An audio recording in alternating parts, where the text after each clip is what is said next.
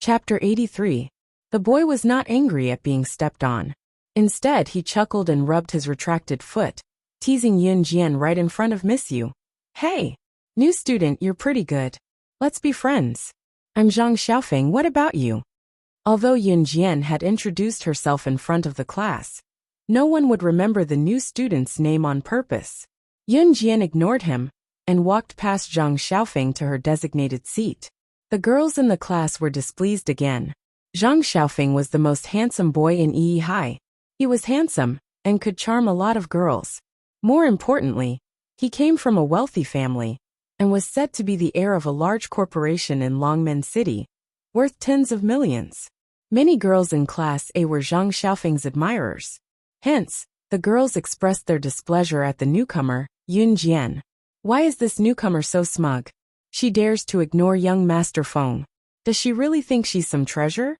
Who does she think she is? That's right. She doesn't even look at what she's wearing. TSK. Those clothes must have been picked up from street stalls. She's still wearing them. The boys and girls in number 1 middle school came from well-to-do families. Therefore, in school they always liked to compare who bought which branded clothes or shoes. Yun Jian's attire became another topic of discussion for these girls, who already held grudges against her. In spite of it, Yun Jian ignored them and pretended not to hear them. Yun Jian's seat was next to the trash can, so she did not have a deskmate. Just as she was about to take a short nap with her eyes closed, she suddenly felt a touch on her arm. Opening her eyes, she saw a shy and obedient girl sitting in front of her greeting her. Hi, how are you? I'm Chinsini. Can I be friends with you? The girl blinked cutely and continued in a familiar tone. I know your name is Yun Jian. After hearing my introduction, you don't have to introduce yourself to me again. Chinsini behaved naturally and gracefully. Although she had the aura of someone born in a wealthy family, she didn't ridicule or despise Yun Jian because of her clothes like other girls. This made Yun Jian have a good impression of Chinsini. She nodded and replied to the cute girl. Yes. Since you've agreed, then we're friends from now on. You can't go back on your word. Chinsini smiled sweetly and made a face at Yun Jian, with a hint of mischief in it. However, as soon as Chinsini finished her last sentence, the bell rang. Chinsini chuckled and curled her lips. It's time for class. Let's go to the cafeteria for lunch. The next class was an English quiz. To put it bluntly, it was an exam, so the 3rd and 4th classes were held together. After the 2 classes, it was lunchtime. Number 1 middle school's cafeteria paid by swiping a card. After charging money into the card was swiped after ordering. Lunchtime was 1.5 hours long, so it was enough for the students to line up and eat. Before Yun Jian could apply for her meal card, Chinsini held her arm and generously asked her to pay with her own card first. The school cafeteria did not accept cash. After getting their food and sitting at the dining table in the large cafeteria, Chinsini could not help asking Yun Jian, even addressing her affectionately. Jian Jian, which school did you go to before? She took a bite of her food as she spoke. Hearing Chinsini call her Jian Jian, Yun Jian was surprised. It was a weird form of address, but she did not think much of it. Yun Jian was not repulsed by Chinsini's enthusiasm. That was why she did not reject Chinsini when she took the initiative to hold her arm. Xinjiang Town High School. Yun Jian took a big bite of meat and replied as she chewed. She was a little thin and frail, so it was easy for her to fight with normal people. However, if she were to encounter high-level assassins and secret agents in her past life, she would be lacking in stamina. She had to nourish herself well to keep up with her physique. Wow, it must be fun. Chinsini did not mean anything bad. She was just being childish. Across the 4-seater table where they were sitting, a handsome boy with a smile took his seat opposite Yun Jian with a plate of rice. Looking up, it was Zhang Xiaofeng. It was obvious that Zhang Xiaofeng's appearance had attracted the attention and screams of the girls around the cafeteria. Hey, new student, I know now. You're Yun Jian, right? Haha, Zhang Xiaofeng said to Yun Jian with his signature smile. He then scanned the surroundings and went to Yun Jian to ask softly, "What's your name?" Chapter 84. Once Zhang Xiaofeng said that, Yun Jian looked up at him and went back to eating without replying. Zhang Xiaofeng panicked and turned to Chen Sini, who was giggling. Hey Sini, put in a good word for me. It looked like Zhang Xiaofeng and Chen Sini were old acquaintances and had a close relationship. Heh. Chen Sini chuckled with a hand over her mouth and turned to Yun Jian. Jian, don't teach him. He's bad. Zhang Xiaofeng and Chen Sini were actually cousins and had been bickering since they were young. As Zhang Xiaofeng was a few months older than Chen Sini and had a playful personality, he usually liked to bully Chen Sini. Hence, Chen Sini took the opportunity to get revenge on Zhang Xiaofeng in front of Yun Jian. Go away. Zhang Xiaofeng waved his fist at Chen Sini when he heard what she said to Yun Jian, before looking at Yun Jian. Yun Jian, I don't care. I'll take it that you've accepted me as your disciple if you don't say anything. Yun Jian grinned and moved the chopsticks in her hand, uttering faintly, let's eat. Zhang Xiaofeng and Chen Sini were speechless. A week passed by quickly. It was more relaxing in school this week. At least they did not run into any trouble. Even if there were, they had Chen Sini and Zhang Xiaofeng to protect them. These few days, Zhang Xiaofeng had been chasing after Yun Jian and calling her master nonstop, surprising a lot of people. Yun Jian was exasperated. It was Friday soon. Yun Jian packed the things she wanted to bring home for the weekend. There was not much, so she put everything in her bag and left the dorm for the school gate. There was a direct bus from Human High School to her family's villa. Yun Jian went to the bus stop after she exited the school gate. There was a lot of traffic in front of the school gate. There were not many cars in this era, so most of the students took the bus. Just as Yun Jian followed the crowd to take the bus, a black limited edition Lamborghini sped over and drifted to a stop at the empty space in front of the school gate. Yun Jian squinted and saw the breathtakingly handsome Ce sitting in the Lamborghini from afar. Why was he here? Yun Jian squinted, wondering why this person who had nothing to do with her was here. Just as she thought about it, the girls at the school gate screamed. Oh my God, who is that? He's so handsome. How can there be such a handsome person in this world? Oh my God, I'm not dreaming, am I? Is he here to pick someone up? Is it his girlfriend? Wow, I'm so jealous. His girlfriend must be a beautiful and rich girl. Although cars were rare in this era, most of the students in No. 1 high school had their own cars. So it was not surprising that a car appeared at the school gate. However, this Lamborghini was a limited edition sports car, and there were only a few of them in the world. Even if they did not know how expensive this car was, they could tell how valuable it was. Everyone was panicking. Everyone held their breaths and looked at Ce, not daring to breathe loudly. Ce turned his chiseled face and stared at Yun Jian with his deep eyes. He pursed his thin lips and said, Get in. Who got in? Everyone looked around for the person. Chapter 85. This was Yun Jian's third time seeing Ce. The first 2 times, they had only seen each other, but they hadn't even spoken to each other. What Yun Jian didn't understand was why he had come to pick her up when they clearly didn't have any interactions at all. However, Yun Jian had never been a talkative person. As a special agent in her previous life, she had to remember one thing. The less you know, the longer you live. Don't ask questions that you shouldn't ask. She wasn't pretentious as she walked over to the Lamborghini's front passenger seat and got in. This kind of super sports car could only seat 2 people and didn't have a back seat. Just as Yun Jian got into the car and closed the door, the Lamborghini's accelerator was suddenly stepped on. The entire car was like a flying arrow as it whizzed across the road like a gust of wind and disappeared from everyone's sight. The surrounding group of people was instantly dumbfounded. Although they had cars at home, they had never seen a car that could be driven at such a fast speed. The car just now wasn't driven at such a speed. It was as if it was running at full speed. That speed was really like a gust of wind. The surrounding group of people watched as the sports car left in a flashy manner. The handsome man driving the sports car left with Yun Jian, and they all revealed looks of disappointment.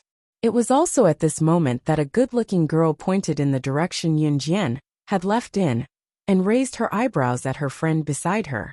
She spoke loudly, as if she was afraid that the surrounding group of people couldn't hear her loud voice.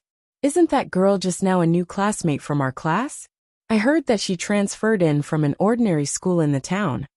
As soon as the girl said that, some of the surrounding students turned their attention to the girl. The feeling of being the center of attention made the girl feel very comfortable as she continued to speak her long-winded speech. It was as if she was the one sitting in the Lamborghini sports car. In fact, this girl had appeared before. When Yun Jian had just entered the classroom, she had taken the lead to scold Yun Jian in front of the teacher. She had said that Yun Jian was obviously from a poor village. She even mocked Yun Jian without hesitation. How did someone like her get into Class A? This girl's name was Lu Rongrong.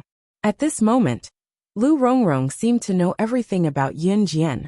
In front of all the teachers and students at the school gate, she began to boast about her. At this moment, inside the Lamborghini, it was the middle of October, and the cold wind had just started blowing.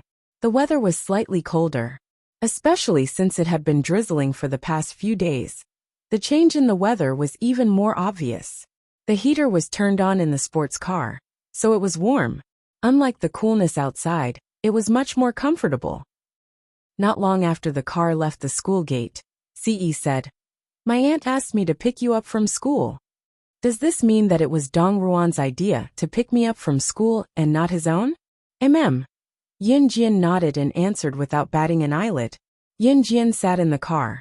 She was only wearing a short-sleeved shirt. The warm air from the heater in the car raised her temperature. Ce's driving skills were very good. He stepped on the accelerator tightly and sped wildly on the bustling street without hitting anyone.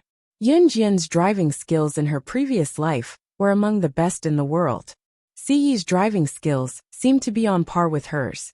However, if they were to really compare, perhaps there would be a different situation. Chapter 86. Speeding all the way home. Yun Jian did not look scared at all. There was not even a flicker in her gaze. A normal girl would have shrieked at the speed of the car. Ce narrowed his eyes. This girl was different from the rest since their first meeting. When they arrived at the villa, Yun Jian went straight to her bedroom.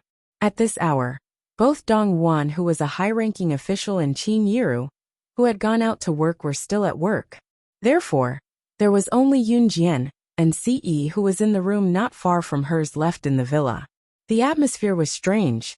Yun Jian was already in her bedroom. She turned on her laptop and logged into the secret webpage. Beep, beep, beep. After 3 beeps, a message popped up.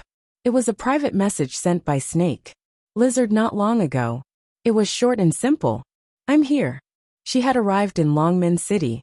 Yun Jian pursed her lips slightly as she typed, "Wait for me. I'm coming over now," on the keyboard. She then closed the webpage and closed her laptop, changing her outfit and heading out. Just as she stepped out, she saw Ce, who was in the room next door, opening his door and coming out of his room. Yun Jian's eyes darted around as she went over and extended her hand without hesitation. "Lend me your Lamborghini." Ce raised his eyebrows and glanced at Yun Jian suspiciously. "You know how to drive?" He had checked the girl's background. She was born in an ordinary family and was still an underage girl.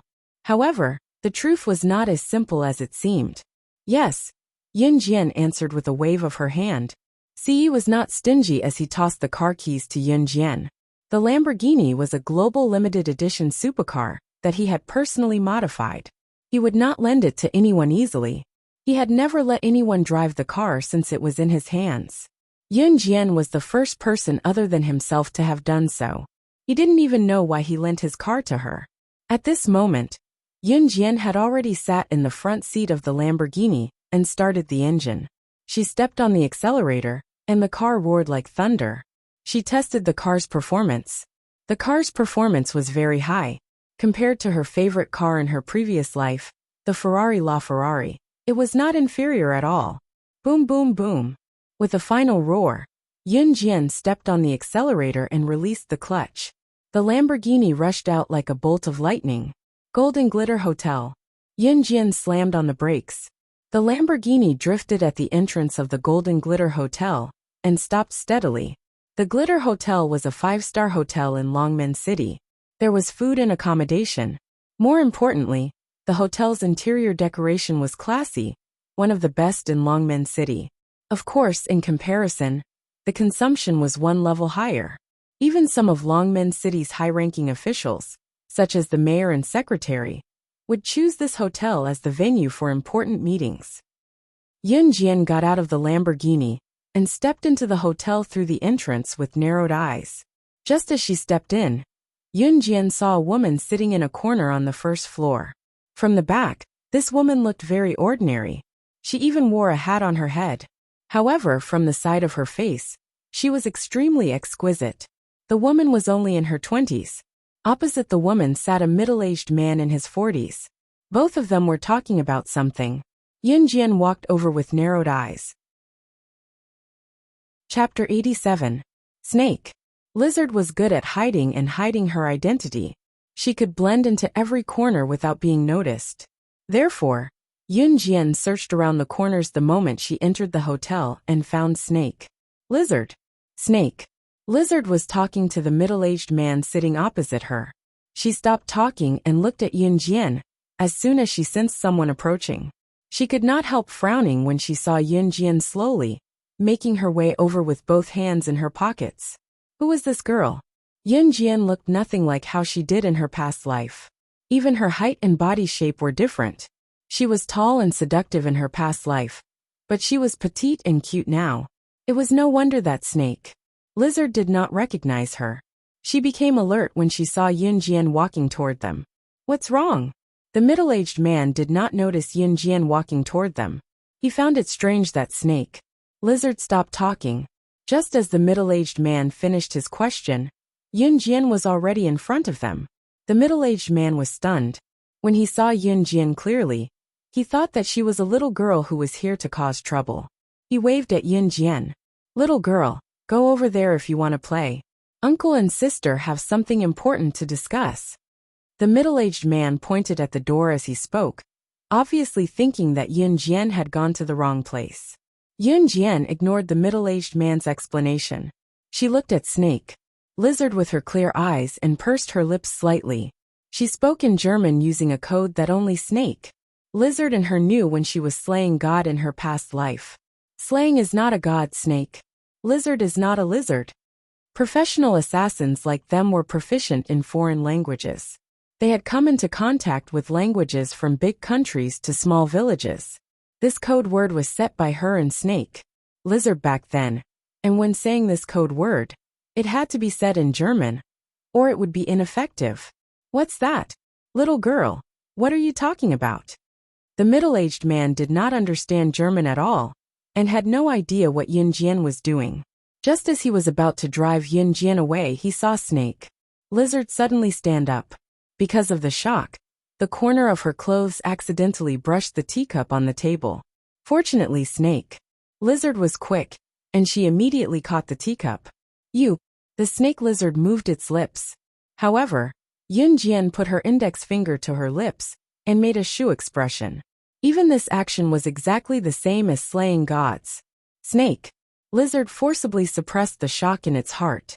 In fact, in the eyes of Snake, Lizard and the others, Yun Jian had already disappeared. Because they only found Yun Jian's beloved car, the Ferrari sports car, but she was missing. Yun Jian never left this sports car. Even when she was out on a mission, she would drive it everywhere. The car was still there, and the people were still there. But now the car was here, and there was no news of the person. That meant, but not long ago, Yun Jian took the initiative to contact her. Snake. Lizard was particularly surprised at that time. But at the same time, she was relieved that Yun Jian was fine. Of course, who was slaying God? The #1 special agent. How could something have happened to her? However, until Yun Jian said the code and did the action, the questions in her heart seemed to have been answered. I'll settle your matter in a few days. You can leave now, Snake. Lizard looked at Yun Jian and said to the middle-aged man. The middle-aged man was stunned and dumbfounded. What was going on? This little girl who came out of nowhere was spouting nonsense. He did not know what she meant, but Snake. Lizard was asking him to leave now. However, the middle-aged man dared not provoke Snake. Lizard, so he could only turn around and leave. Chapter 88. You're slaying God? There were only the two of them in the hotel room. Snake. Lizard frowned in disbelief as she looked at Yun Jian, who was sitting on the bench and smiling. No matter how she looked at her, the girl before her had thin arms and legs. She was beautiful and exquisite, but compared to the slaying god of the past, the difference was huge. Whether it was her appearance or her height, there were no outsiders now. Yun Jian nodded at Snake, Lizard, and smirked. Who else could it be other than me? That was right. Other than slaying god.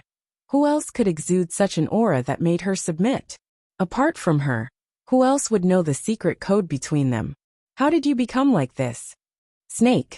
Lizard breathed a sigh of relief. After confirming that Yun Jian was slaying god again, she asked in confusion and shock. Who wouldn't be shocked to be reborn into another person's body? That was why Yun Jian hid the truth from the people around her after her rebirth. Even if she told them, no one would believe her. Instead, they would think that she had gone mad. However, it was different for Snake. Lizard. Yun Jian knew Snake, Lizard, and her weakness, so she told Snake. Lizard without fear. At the same time, there was no doubt that Snake. Lizard was the person she trusted the most when she was slaying God's agent. It's a long story. I touched the box that day, and I was already like this when I woke up. Yun Jian shrugged and smiled helplessly. The sandalwood box? Snake. Lizard licked her lips and asked. Yun Jian nodded. Snake. Lizard was the only person who knew about her rescue of her brother, who was kidnapped in her past life. It's a foregone conclusion. We can't change it, but I'm very satisfied with my current situation. Yun Jian changed the topic and smiled shyly. She was glad that she had the family she had always longed for after her rebirth. Yun Jian then asked Snake.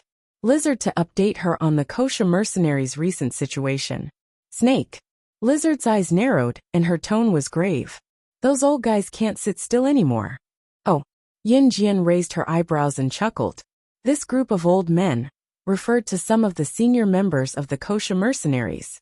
They were also the subordinates of the previous boss of the Kosha mercenaries. In her previous life, Yun Jian was only 16 years old. She was very young, but after her rebirth, she became 15 years younger. In her previous life, when she was 14 years old, she had killed the previous boss of the Kosha mercenaries. Then, she brought her own group of people to infiltrate the Kosha mercenaries and took over their power. It had only been 2 years since then. However, a mercenary group couldn't be supported by just a few people.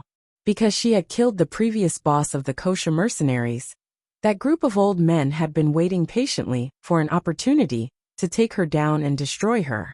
Of course, Yun Jian wouldn't let them succeed. She could even easily destroy that group of old men. However, the time was not right yet. The group of old men had a strong backing. If they were eliminated at once, the Kosha mercenaries' capability would be greatly reduced. If that happened, it would be extremely disadvantageous for the Kosha mercenaries if other assassin mercenary organizations took advantage of the situation. What she wanted to do was to replace all the old members of the Kosha mercenaries with her own people and make them fall into hell step by step.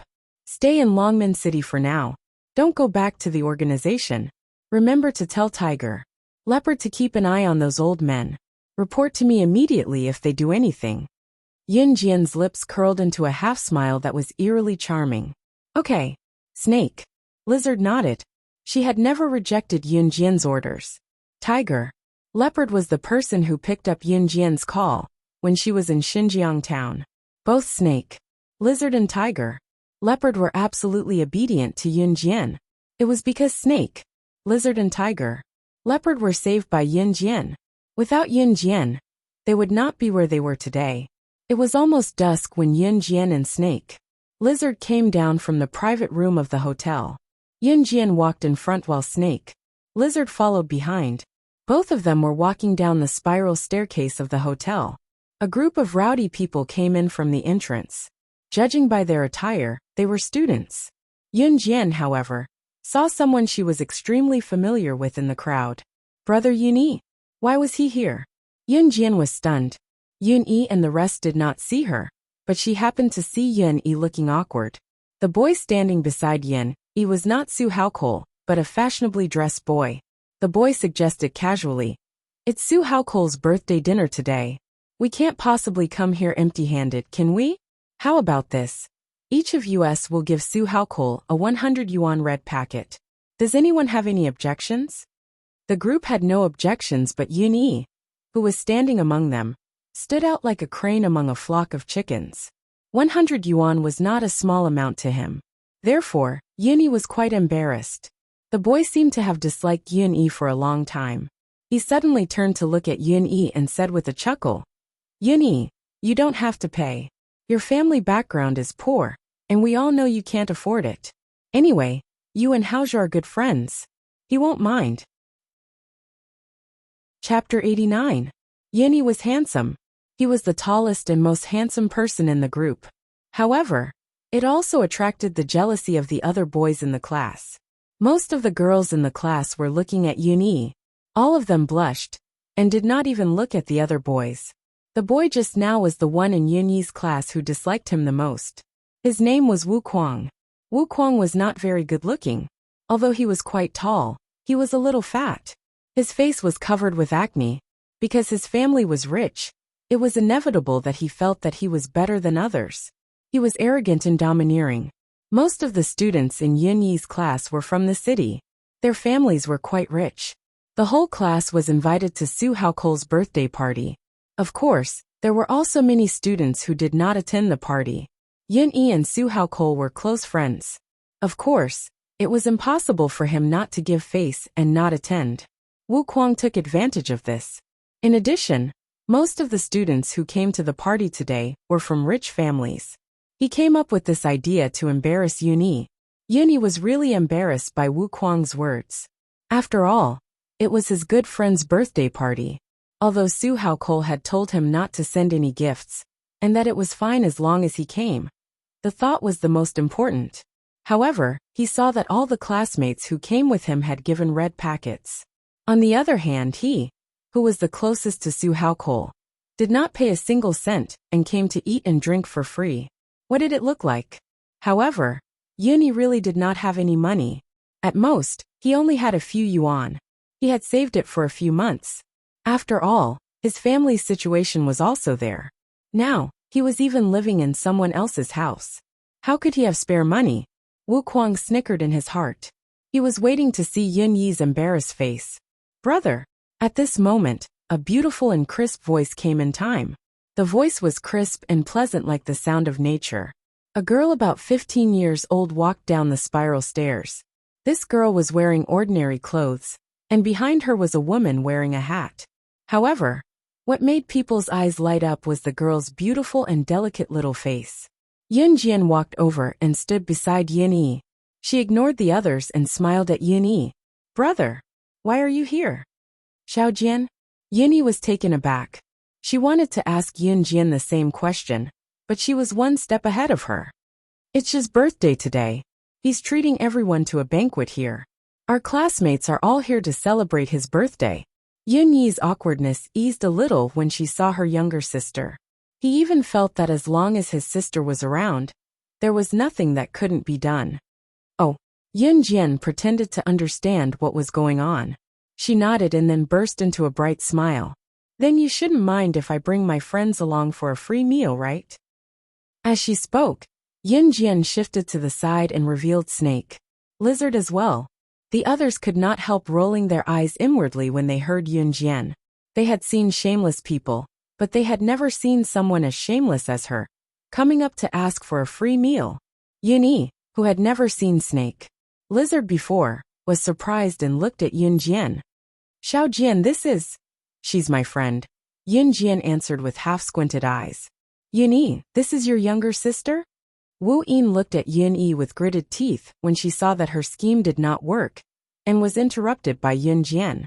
Wu Yin did not wait for Yun Yi to admit that Yun Jian was her younger sister, and said eagerly, "Yun Yi, your sister's bringing her friends to the gathering too? That's not very nice, is it? Su Haokole is treating our classmates to a meal out of kindness. We'll forget about your share, but if there are 2 more people..."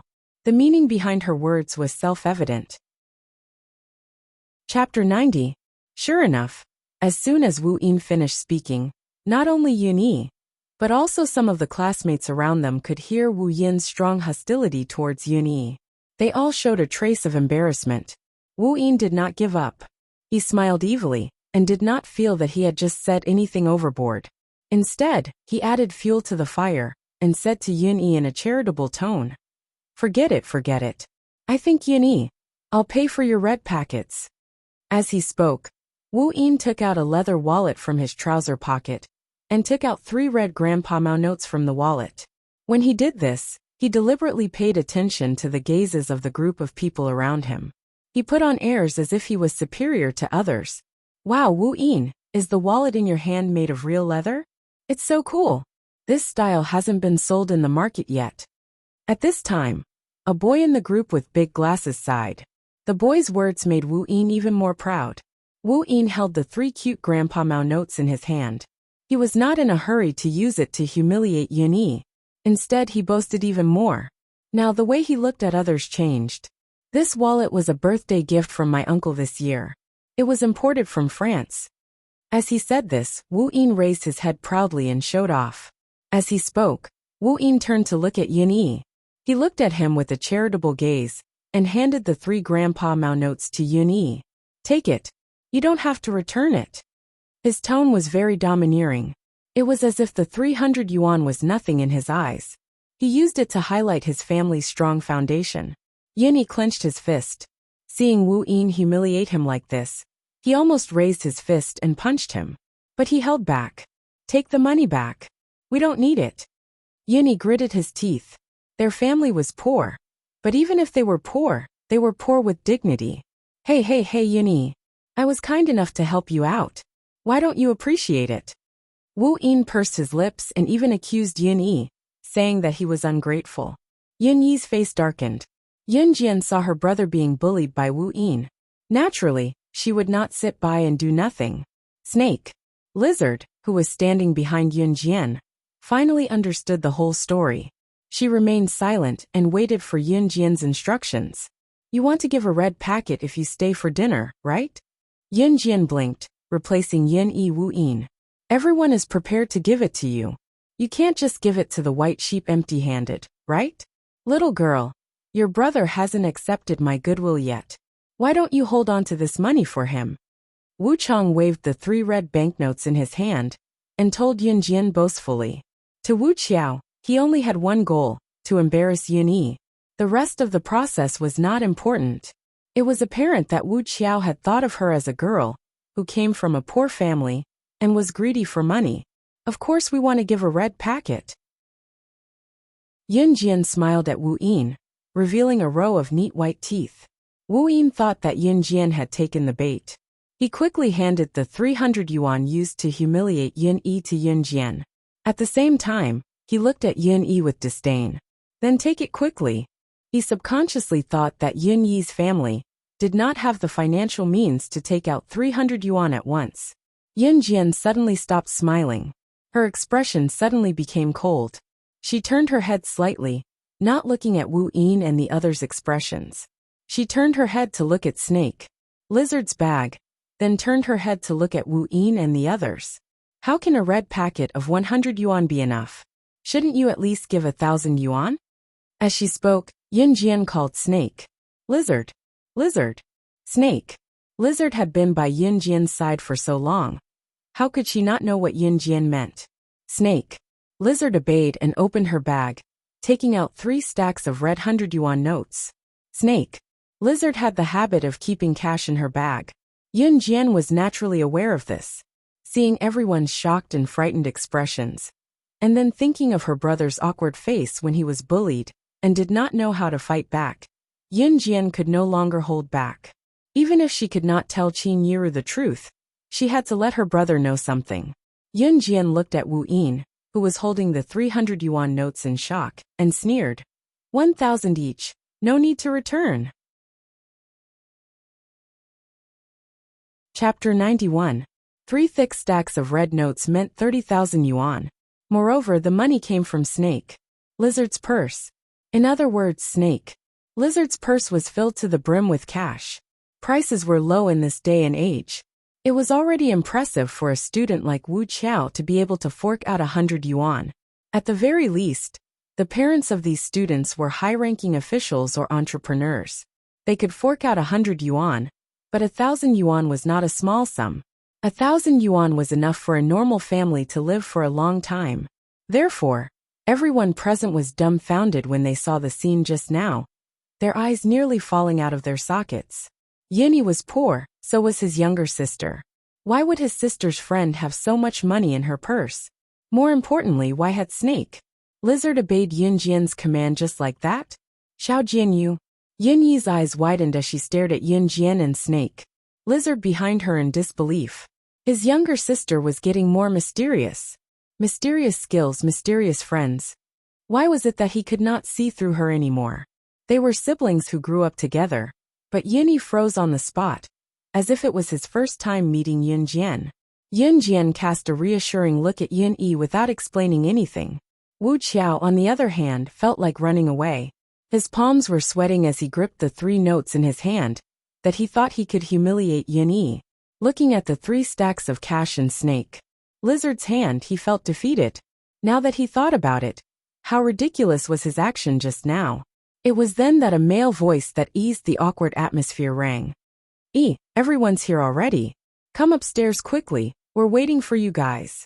As the voice faded, Su Haokol, who was dressed in a flashy suit, came down the spiral staircase. His tall and muscular physique was as handsome as Yunyi's. Su Haokol was stunned when he saw Yun Jian, before he ran to Yun Jian, under everyone's surprised gazes, and looked at her with admiration. Yunyi Mimi, you're here too. Come, take a seat. I'm so happy that you're here for my birthday celebration today. Su Hao's actions caused everyone present to be even more shocked. This girl was valued by Su Haokol now? Combined with the scene just now, it seemed that this girl was not simple at all. Yunyi's younger sister was not simple, not ordinary. Yun Jian smiled at Su Haokol, and returned to her usual demeanor. Then, she pointed at the 3 stacks of bills in Su Haokol's hands and said, "This money is the red packet that everyone prepared for you." She really dared to give it to him? That was a total of 30,000 yuan. The group of people thought that Yun Jian wanted to avenge her brother, so she took out 30,000 yuan. However, they did not expect that she really intended to give it to him. 30,000 yuan, this was not a joke. Su Haokol glanced at it and was shocked. Take it. Yun Jian winked at Su Haokol and said. Su Haokol, who did not understand the situation, really thought that it was a red packet from his classmates. He thought that his classmates were really generous this time, so he accepted the red packets without any embarrassment. At this moment, Wu Kuang's expression was the ugliest. After all, he was the one who suggested this. The classmates present were not short of money, even if they really had to give 1,000 yuan. Although it was a little too much, it would still give them face. Chapter 92. Yunyi's lips moved as if he wanted to say something, but he stopped himself. In the end, Su Haokol gathered everyone on the 2nd floor and seated them at the hot pot table in the VIP private room. There were about a dozen round hot pot tables in the VIP private room, and each table could seat about 10 people. It was obvious that Su Haokol had reserved the entire place. Of course, only 2 to 3 hot pot tables were taken after everyone was seated. The remaining tables were used for other purposes.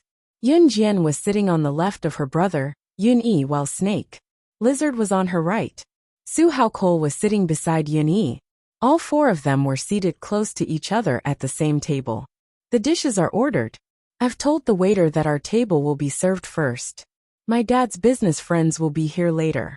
Don't be shy then, we can talk among ourselves. Su Haokol spoke to his rowdy classmates after he sat down. To outsiders, Su Haokol's family was rich and powerful, and his father was a businessman. However, Yun Jian knew that Su Haokol was the son of Longmen City's top mafia boss. As for the friends of my father's business that he mentioned, he was probably referring to the people in that circle. Su Haokol's father was obviously using his son's birthday party as an excuse to invite his peers, or people who were useful to him, to the gathering, and build a better relationship with these people. After all, if a gang wanted to survive, they needed to develop over a long period of time. They couldn't just rely on themselves. They could not rely on themselves alone, especially when important matters were involved, such as a large-scale mafia fight. Even the police officers in the police station had to build a good relationship with them. Otherwise, if someone in the mafia killed someone, or there was a mafia fight, the police officers were not idiots. How could they not do anything when they knew about it, and let the mafia do whatever they wanted? Yuni was also aware of his good friend's identity, but he chose to keep quiet. From the moment he and Su Haokol became brothers, they would not taunt each other because of each other's identity. After a while, the dishes were served. The waiter served the dishes one by one, and the group of people ate happily. After all, eating at the Golden Sparkle Hotel was very expensive. Even if most of the people present had a good foundation, it was impossible for them to eat here often. Otherwise, wouldn't he be broke from eating? Yunjian sat in her seat and picked the big and fat meat to eat. Her stamina couldn't keep up, so she had to eat more energy. Simply running wasn't enough strength anymore. Slow down, Xiaojian. No one's fighting with you. Seeing this, Yuni smiled handsomely and reached out to wipe off the meat residue on his sister's mouth. Ha ha ha, Mayor Gu, this way please. At this moment, a loud male voice came from the door. Then, a group of middle-aged men in their 30s and 40s walked into the room. Standing at the very front were two middle-aged men dressed in formal attire. The people who came in later also greeted them politely. This group of people didn't look ordinary. They obviously treated today as a gathering to make connections and expand their influence. The greeting of Mayor Gu attracted everyone's attention. Mayor Gu? Wasn't that Longmen City's mayor? Such a big shot was here too. Looking at the people who came in later, each of them had an imposing aura and looked like people who were destined for great things. Yunjian narrowed her eyes and turned to look at Snake. Lizard. Snake. Lizard's lips were pressed together when she saw the first middle-aged man who came in. The middle-aged man was none other than the man who was talking to Snake. Lizard. When Yunjian found her downstairs, what was more amazing was that Su Haokol went to the middle-aged man and called out, "Dad!" The middle-aged man was Su Haokol's father, the boss of Longmen City's top mafia group, Su Zetian. Chapter 93. The man standing next to Su Zetian was Mayor Gu. Mayor Gu was the mayor of Longmen City. His official position was one of the highest in the entire city, and his political status in Longmen City was extraordinary as well. As a mafia boss, it was not surprising that Su Zetian had dealings with people from the government. Yunjian narrowed his eyes as he watched Su Zetian and the others coming in. Su Zetian did not see Snake, Lizard and Yunjian at all.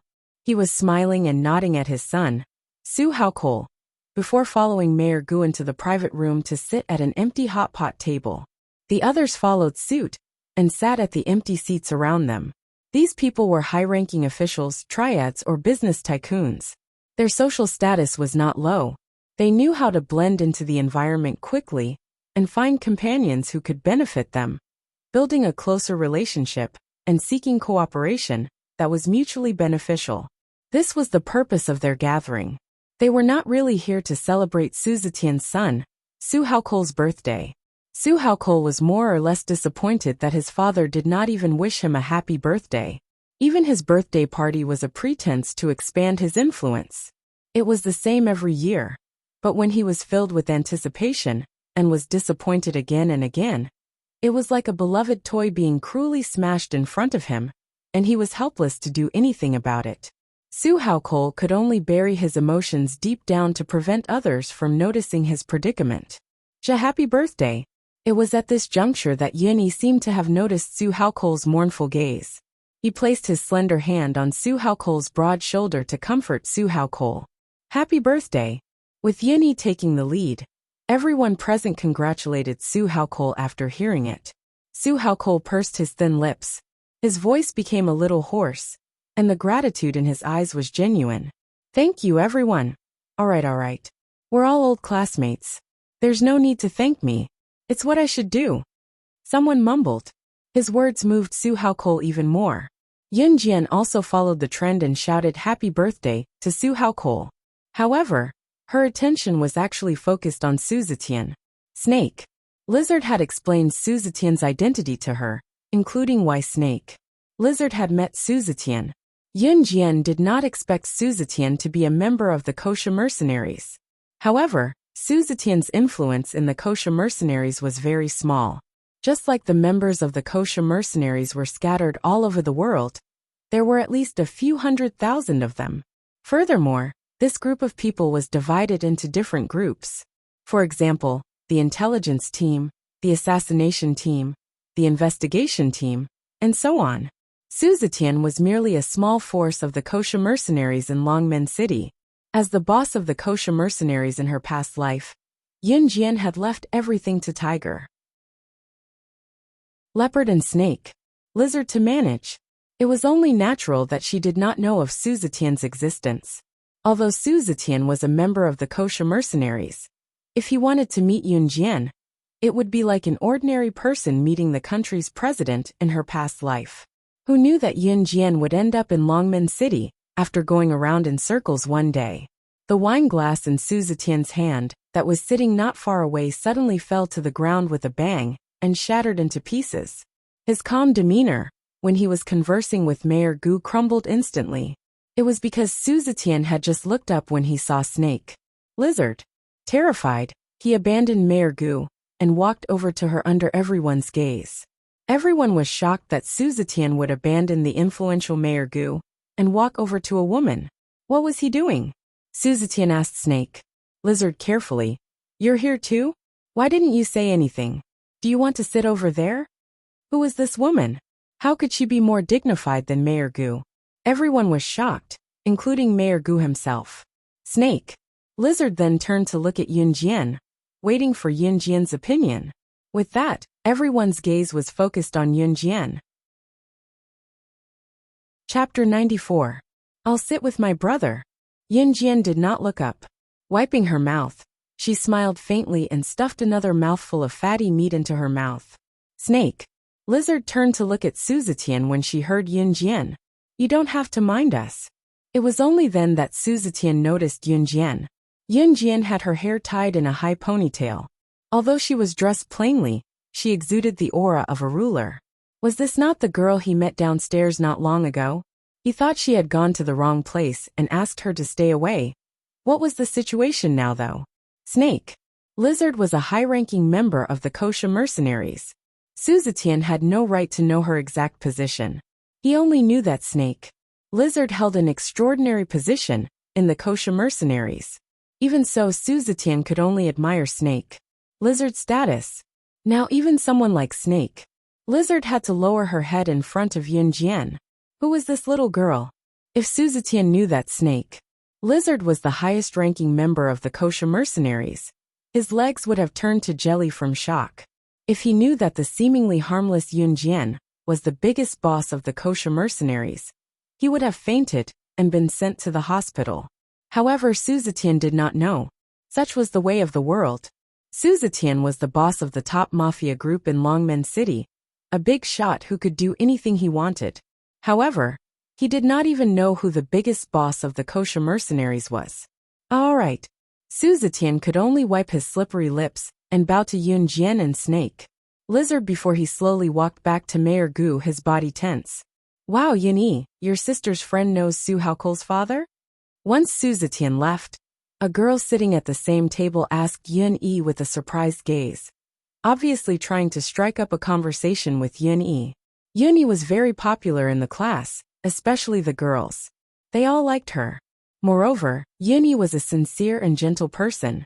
I don't know. Yun Yi awkwardly glanced at Yun Jian and Snake. Lizard trying to change the topic. He wanted to know why Xiao Jian's friend knew his father too. Others might not know. But Yun Yi knew very well that Su Haokol's father was not a model businessman, but a mafia boss. Xiao Jian's friend knew the mafia boss, and most importantly, the boss was respectful toward her. Even when he was chatting with a big shot like Mayor Gu, he could actually abandon it and come over to greet him first. At the moment, Yun Jian, who was the source of everyone's suspicion, was sitting in her seat, and devouring the plate of meat in front of her. Burp. Just as everyone stared at Yunjian eagerly, hoping to hear some explanation from Yunjian burped out of the blue. "I'm full." Yunjian rubbed her tummy and returned a sweet smile to the group. The smiles on everyone's faces instantly stiffened. There was no doubt that a wave of shock washed over them. Was there no explanation? After a hearty meal and dinner, the sky was already dark and gloomy. No one was in a hurry to go home. Su Haokol suggested with a chuckle, "Why don't we go play at the new arcade for a while? I heard that there's a new gun simulation game there. It looks just like a real gun." As he spoke, Su Haokol turned to look at Yunjian. Chapter 95. Sister Yun-yi, you should come too. Su Haokol suddenly stuck his head in front of Yunjian and said with a cheeky smile. Yun-yi shifted his gaze to his sister as well. That day, when Yunjian killed the sniper, it scared him to death, but it was also a scene that he could not forget for a long time. "Brother, are you going?" Yunjian asked Yun-yi. Su Haokol suddenly hugged Yun-yi's shoulder and rushed to speak for Yun-yi. "Of course he is going. I'll go." Yunjian did not hesitate this time and said directly. Su Haokol smiled. The reason why he suggested to experience the simulation game was because of Yunjian. The way Yunjian killed the sniper that day was simply the rhythm of a sharpshooter. Otherwise, he would not go to the arcade to experience the simulation game guns. After all, Su Haokol was someone who had a real gun. The simulation game guns were really not good enough. Other than Yunjian and the others who wanted to go, Yun-yi's classmates chose to go home, especially Wu Bin. He had suffered in the hands of Yunjian and had long wanted to leave. After waiting for a long time to finish eating, he ran away early in the morning with his tail between his legs. Snake. Lizard did not plan to go to the children's playground, so Yunjian threw the keys to the Lamborghini that she borrowed from Ce to her and asked her to drive the car away first and come back tomorrow to pick it up. Snake. Lizard responded, took the keys and turned to leave. After the group of people who left, there were more than a dozen people left. A few girls stayed because they wanted to have more contact with Yun-yi and Su Haokol. After all, Yun-yi and Su Haokol were the most handsome guys in school, so there were not many chances to interact with them. "Let's walk along the street like this. It's not far from here, just around the corner of 2 streets. Su Haokol said as he pointed at the street ahead. "I'm fine with anything." Yunjian nodded. "Just take it as a stroll." Su Haokol chuckled. Thus, the group strolled along the busy street. The city was beautiful at night. The area where Yunjian was at was covered in neon lights, and there were many people coming and going. A night breeze blew. Autumn nights were always chilly.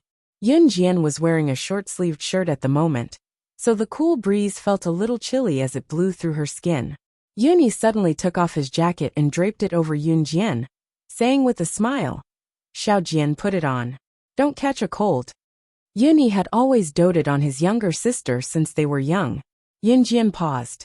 She was actually not cold. She had gone through all kinds of hardships in her past life, so the cool breeze was nothing to her. In spite of it, she felt warmth from the bottom of her heart, as she could not help thinking of her younger brother in her past life. If her younger brother was still here, would he be as nice to her as he was now? "Thank you, brother." Yunjian pressed her lips together and did not return the jacket to Yun-yi. Instead, she wrapped it around her shoulders. Yun-yi smiled and ruffled Yunjian's hair. Step by step, they arrived at the arcade in no time. The arcade was located on the 3rd floor of a skyscraper. Skyscrapers were not common in Longmen City in 1998. The construction of skyscrapers had just begun, so this place was considered the city center of Longmen City. It was the arcade on the 3rd floor. As Yunjian and the group stepped into the arcade, they saw the big screen that showed a gun simulation game.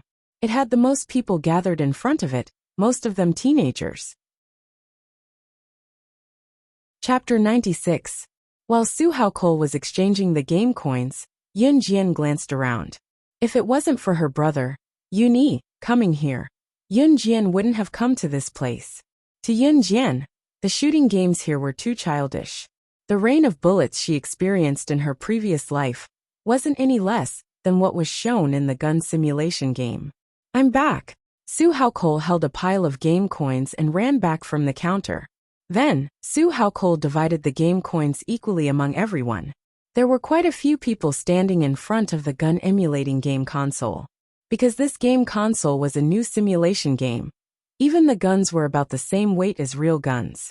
Although they were shooting at the big screen, the effect was quite similar to a real gun. The students of this era all wanted to try their hand at a gun, so there were a lot of people here to watch the shooting. There were also a lot of people playing this shooting game.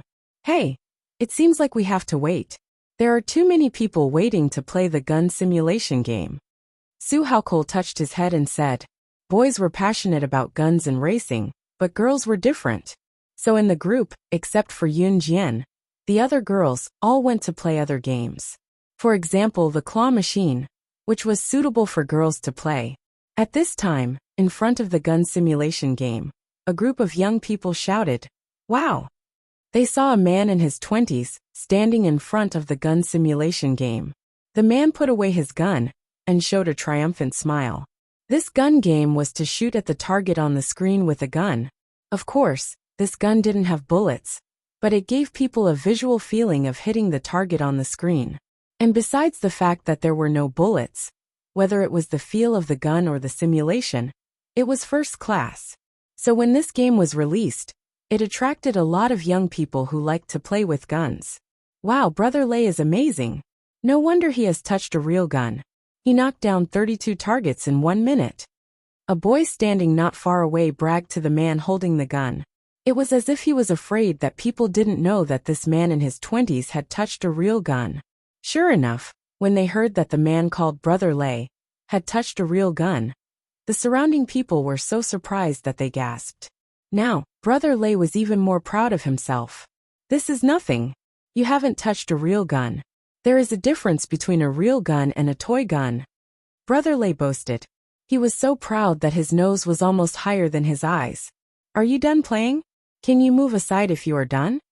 Su Haokol saw that Brother Lei's group had finished playing and didn't move aside, so he went forward and asked. At this moment Brother Lei, who was still under everyone's admiring gazes, glared at Su Haokol fiercely. Where did you King brat come from? How dare you snatch my game console? Brother Lei clenched his fists and bumped them together. He looked like he was about to fight and showed off. He was very proud. It was as if he was saying, if you say one more word, I will beat you up. Su Haokol opened his mouth. He had only asked one question, but Brother Lei was already angry. Just when he was about to reply, Yun Jian spoke first and directly attacked his back. You only knocked down 32 targets in 1 minute. Your shooting moves are flashy and extremely gaudy. You should move aside. Everyone was stunned. They saw Yun Jian criticizing Brother Lei word by word. Every word she said hit his weak spot. Brother Lei's expression became worse. Chapter 97. Brother Lei's elder brother was a soldier in the army, so he was equipped with a pistol. Brother Lei had touched a real gun before, so he thought he was great. Especially when he was playing this kind of shooting game. He felt that he was already standing at the top, looking down on a group of kids who had never touched a real gun before. It was as if he had taken a big step forward. Moreover, this gun simulation game console had just been released. It was already very impressive that Brother Lei could hit 32 moving targets on the big screen in 1 minute.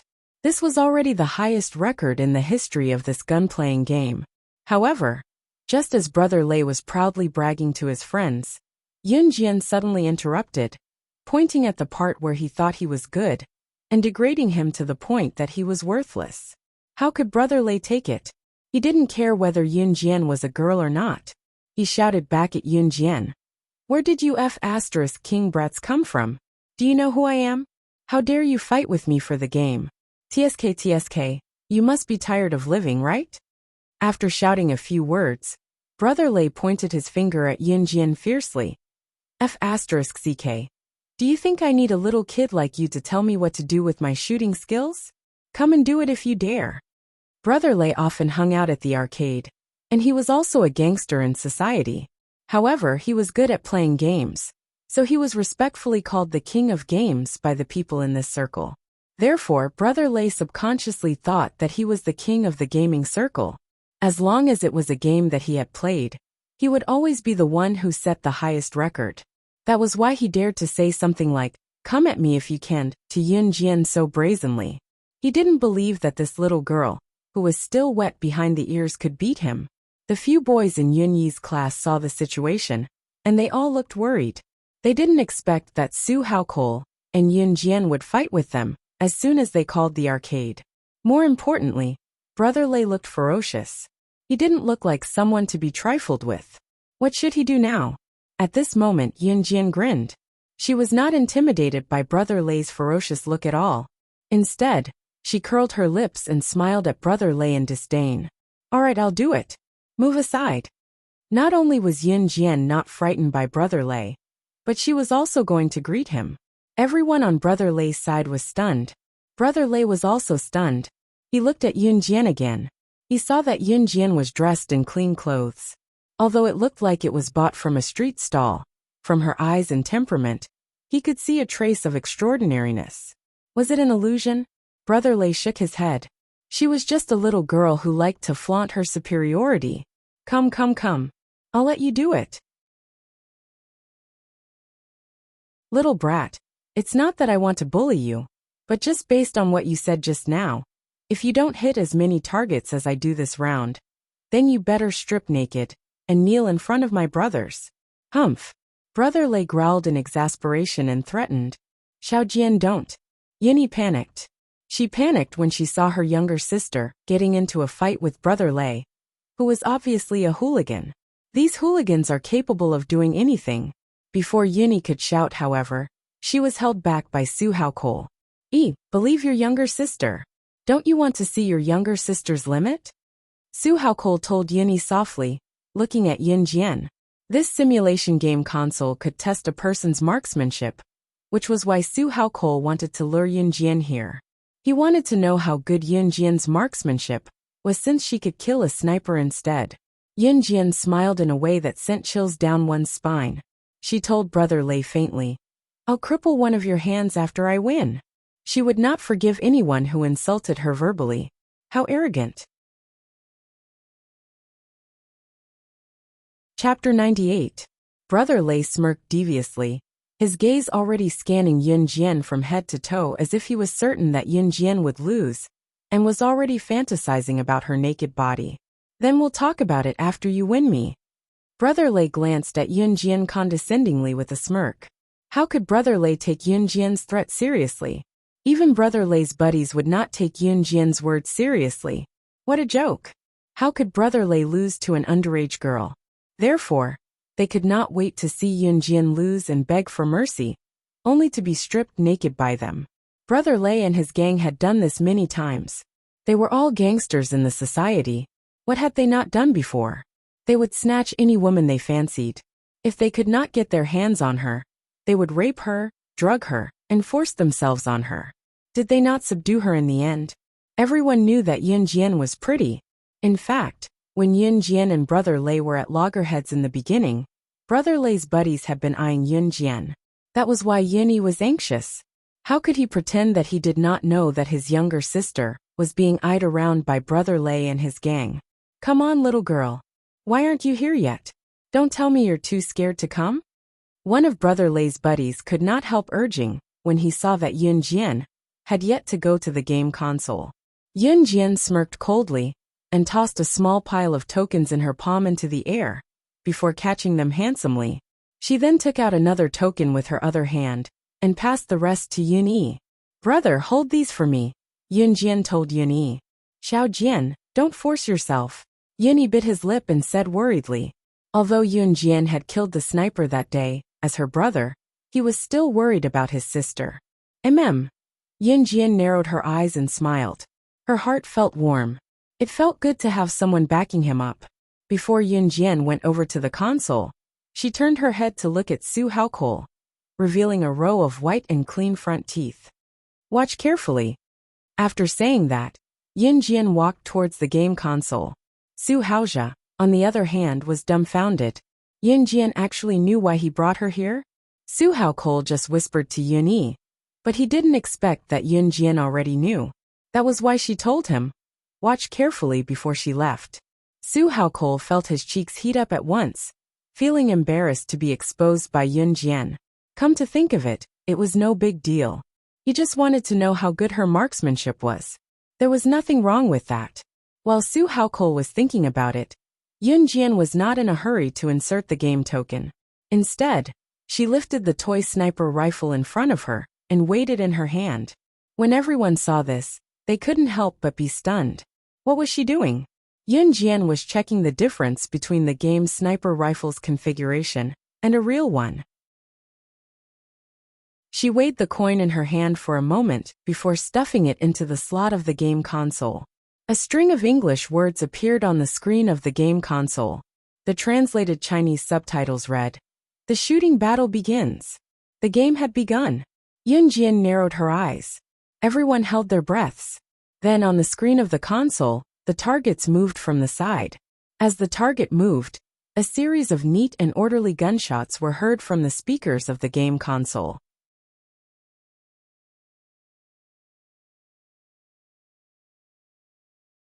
Chapter 99. Everyone knew how to hold the imitation gun and pull the trigger with one hand to fire the bullets.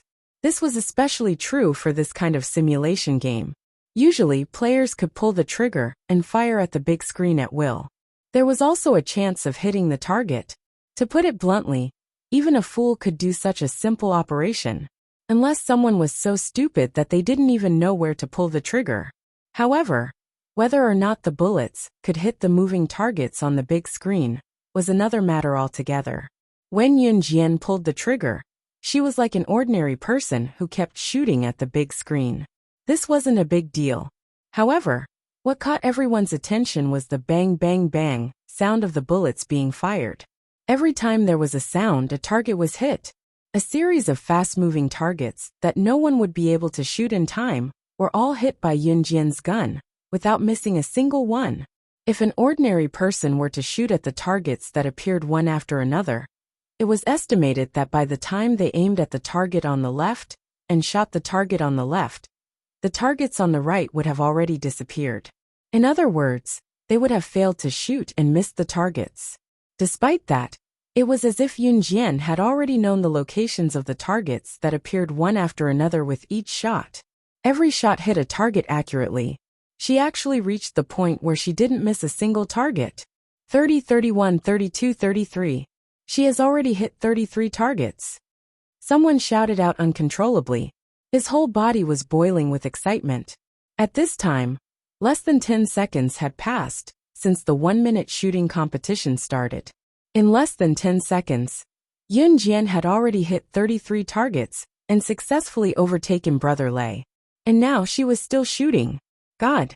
Since Yun Jian started shooting, everyone had been disdainful at the beginning. Then, they were suddenly surprised, and now they were all pale with fright. Even some people behind couldn't help but start shouting and shouting. Brother Lei's face was very ugly. If he could still be said to be able to look down on Yun Jian a few seconds ago, then his expression now was as if he had been beaten up. He was so embarrassed. Yun Yi's emotions started to fluctuate. At this time, Su Haokol was forcefully suppressing his emotions and the shock that was about to burst out. He trembled as he counted the targets on the big screen that were shot by Yun Jian one by one. No matter how exaggerated the emotions of the people around her were, the girl who was kneeling in front of the game console, with one leg in a standard shooting position, was not affected at all. Her finger quickly pulled the trigger, sweeping the targets on the big screen with the speed of a rain of bullets. When the game ended, the 4 big words and a string of numbers that appeared on the screen brought everyone's emotions to the climax. On the big screen, 6 big red words popped out. Highest record. Below the words in white letters, 203. Yun Jian hit 203 targets in 1 minute. Oh my god! Did I see it wrong? Guns to play to shoot. This girl is so cool. Did you see her shooting posture just now? She's so cool. Some of the boys who were naturally fond of guns almost jumped up in excitement when they saw this scene. Brother Lei, who had shot 32 targets in 1 minute, was already very good. But what about Yun Jian? She had hit 203 targets in 1 minute. How could they compete with such results? Sharpshooter. Sharpshooter. Didn't you see that? She didn't miss a single bullet just now. This girl must be a sharpshooter. The audience was in an uproar, which even attracted the attention of a group of people who were playing other games. At this time, Yun Jian, who had gently put down the imitation gun in her hand, stood up and walked towards Brother Lei with a smile.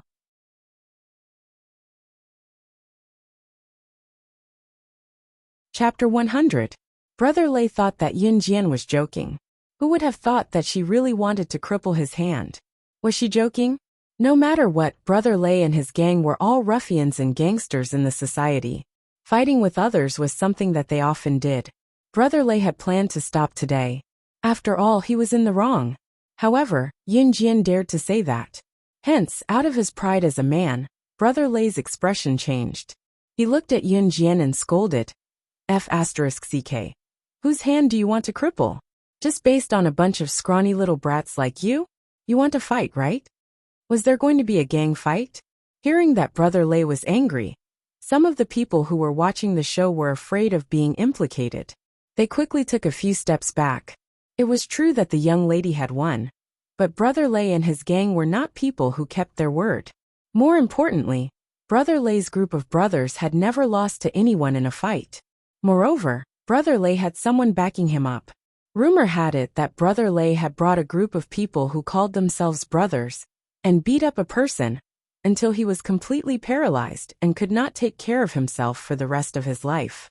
Later, although this group of people was taken away by the police, they were released safely in less than half a day. What else could it be other than having someone backing him up? Someone kindly reminded Yun Jian. Young lady, hurry up and leave. Don't force yourself. Brother Lei obviously heard the murmurs of the people around him. He seemed to be in a better position. His pair of malicious eyes stared at Yun Jian's face. Then he smiled evilly and said, "But if you apologize to me and accompany me tonight, I will forgive you."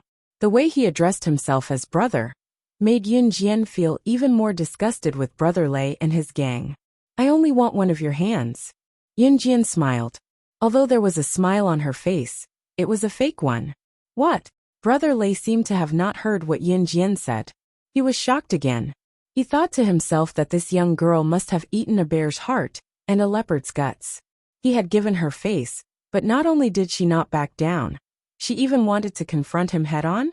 Su Haokol, who was watching from the side, didn't say anything. He didn't want to help Yun Jian either. He was the son of Longmen City's mafia boss. If this identity was revealed, Brother Lei and the rest could only beg for mercy. However, Su Haokol narrowed his eyes and watched. He wanted to know how Yun Jian would deal with this matter. Yuni was unable to stand in front of Yun Jian, due to Su Haokol's tug, but he knew that Zhou would definitely step in if Xiao Jian did not have the ability to handle Brother Lei and his gang. So he was less worried. This young lady's marksmanship is accurate, but isn't she digging her own grave by challenging Brother Lei? The people around saw this and couldn't help but mutter. Such a good girl is going to be defiled by Brother Lei. The surrounding crowd avoided Brother Lei's ears and made a commotion. So what if Yun Jian was a sharpshooter? To them, even if she was a sharpshooter, she would still be in trouble when she went up against a rascal like Brother Lei. Left hand. Yun Jian studied Brother Lei, not intimidated by his intimidating aura at all. What? Brother Lei was even more confused. It was not only Brother Lei who was confused, everyone else was equally confused. What left hand? Yun Jian had already taken 2 large strides toward Brother Lei. Then her movements were simple and extremely fast. Before Brother Lei and his gang could react, Yun Jian's hand was as nimble as a snake as it coiled around Brother Lei's left wrist. Crack! There was a crisp sound of bone breaking. Before Brother Lei could react, Yun Jian was already in front of him, and his left arm was broken by Yun Jian. Excruciating pain shot through his body as Brother Lei cried out in agony. My hand. The entire process took less than 3 seconds. The group was stunned as their gazes landed on the devil who was all smiles, but could break a person's arm with a smile. The girl grinned innocently and said, "He pointed at me with his left hand just now."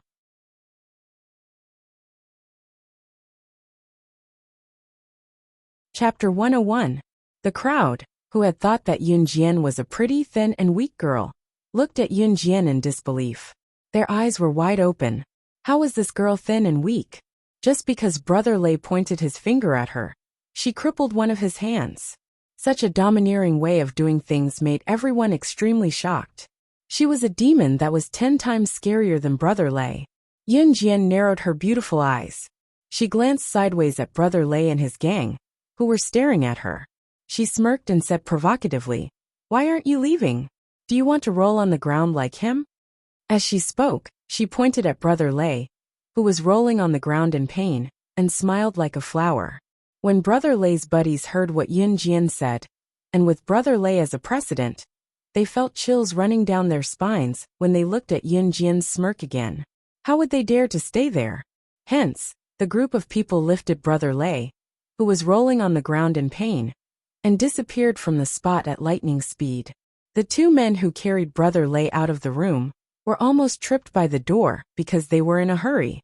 They managed to dodge the door and ran faster than a monkey.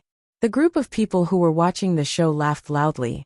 Who would have thought that Brother Lei and his gang would be the ones who ran away in the end? Yun Jian's eyes lit up. She turned to look at Yun Yi and the rest and asked, "Do you guys still want to play games?" Everyone instantly shook their heads like waves. What a joke! With a godly sharpshooter like Yun Jian as a foil, wouldn't they be looking for trouble and deliberately embarrassing themselves if they went to play games? However, the group of people didn't expect that Yun Yi's sister was not only good at shooting, but she was also so cool when she beat people up. When Yun Jian broke Brother Lei's wrist just now, no one saw clearly how she did it. After bidding farewell to Su Haokol and the rest, Yun Jian and Yun Yi were walking back to the villa. It was almost 7 or 8 o'clock at night. The night breeze blew past. As Yun Yi had given his jacket to Yun Jian, he was shivering in his short-sleeved shirt. "Brother, I just exercised. My whole body is warm now. You can wear this jacket yourself." Yun Jian took off his jacket and returned it to Yun Yi. She didn't allow Yun Yi to say anything else. Yun Yi opened his mouth, his handsome lips breaking into a smile as his thin lips brushed lightly. His sister was concerned about him. How could he reject his sister's good intentions? Hence, Yun Yi hurriedly put his jacket back on. When they returned to the villa, the lights were still on, the house was still on the house. Dong Ruan was an official, so he rarely returned home. Sometimes, he would even stay out all night because he was busy. Her son, on the other hand, had been entrusted to a teacher in an aristocratic school, so she was rarely home. Qin Yiru, on the other hand, had gotten a job as a waitress in a restaurant. Her salary was much higher than when she was working in a textile factory. In comparison, a waitress job only required her to carry the dishes and clear the table. It was just that she got off work later, around 10:30 p.m. After all, Qin Yiru did not have a degree, so Dong Ruan could only arrange for her to work in a place like this. Now that Yun Jian and his family were staying at Dong Ruan's place, it added to the liveliness of the house. "Xiao Jian, I'm going back to my room to rest first. I'll be back in school tomorrow morning. It's our monthly exam in a few days. I can only calm down by revising in school," Yun Yi said to Yun Jian once he reached home and went upstairs to rest. He was serious in his studies and went upstairs to rest. Not long after Yun Yi left, a tall figure came down from upstairs. It was none other than Ce. It was only then that Yun Jian remembered that she had yet to return the car she borrowed from him. Just as she was about to explain, Ce's beautiful lips beat her to it. He asked first instead of asking about the car's whereabouts. "You just came back?" Ce frowned slightly when he saw Yun Jian's bare arms. The short sleeves could not hide the coldness on her arms. Ce took off his jacket and tossed it to Yun Jian, saying coldly, "It's cold at night, and you're wearing so little. My auntie will blame me if you catch a cold." As he spoke, he tilted his chiseled face slightly. The last sentence was obviously made up by him.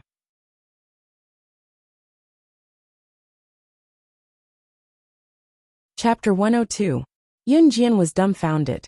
She paused and caught the jacket Ce tossed to her. She hesitated before putting it on slowly and said blankly, "I've left your car with my friend. I'll return it to you tomorrow." Ce nodded and glanced at Yunjian with his deep gaze before turning away.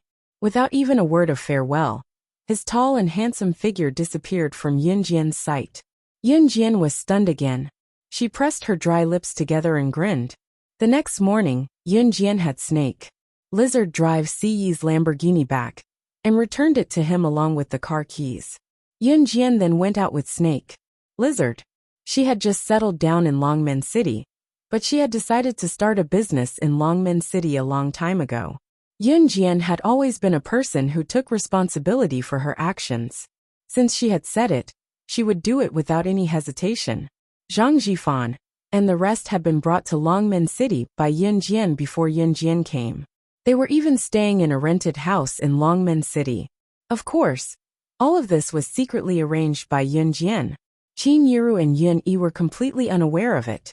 Country Z's economy had just taken off, and the people's lives were gradually moving from poverty to prosperity. In the past, people used to travel on foot, but in this era, it was gradually being replaced by vehicles like bicycles and motorcycles. A vehicle like a car could only be bought by a few wealthy families. However, as the times changed, cars would be brought to the world stage sooner or later, and replace them as the most convenient means of transportation. In other words, every household would be able to afford a car one day. Of course, all of this was inferred by Yunjian, based on the current situation and business trends. She had also fact-checked it. Places like Europe and America, that were economically advanced and had a high standard of living, were gradually developing in this direction. In spite of this, it was proven that Yunjian's inference was accurate. Of course, this was a story for another time. Yunjian planned to start a car marketing company. The idea might seem absurd. She was just an underage girl, who was not even 18 years old, yet she wanted to start a car store? However, it was undeniable that starting a company required investment, and Yunjian had the money.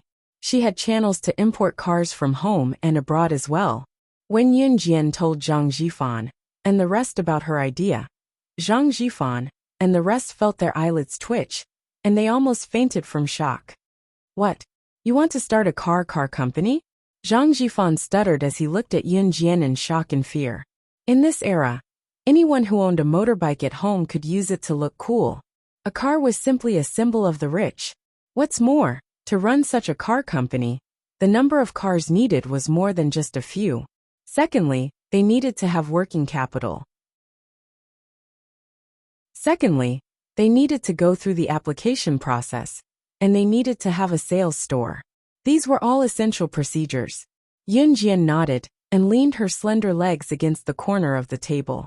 She smiled naturally at Zhang Jifan and said, "I've said that you don't need to worry about the company's investment. What you need to do is to manage this company for me." How could she not make money when there was a chance for her to make it? Only with investment could she make a profit. She, Yunjian, would never do a losing business. "Me?" Zhang Jifan pointed at himself and was stunned again. "It's you." Yunjian narrowed her eyes and wiped her red lips. "And this company will be registered under your name." After a pause, Yunjian exuded a confident glow. Zhang Jifan and the rest could not help but look at her in a new light. "The name of the new company will be..." Yunjian raised her eyes slightly and looked ahead with a smile. "New start. A new life, a new start."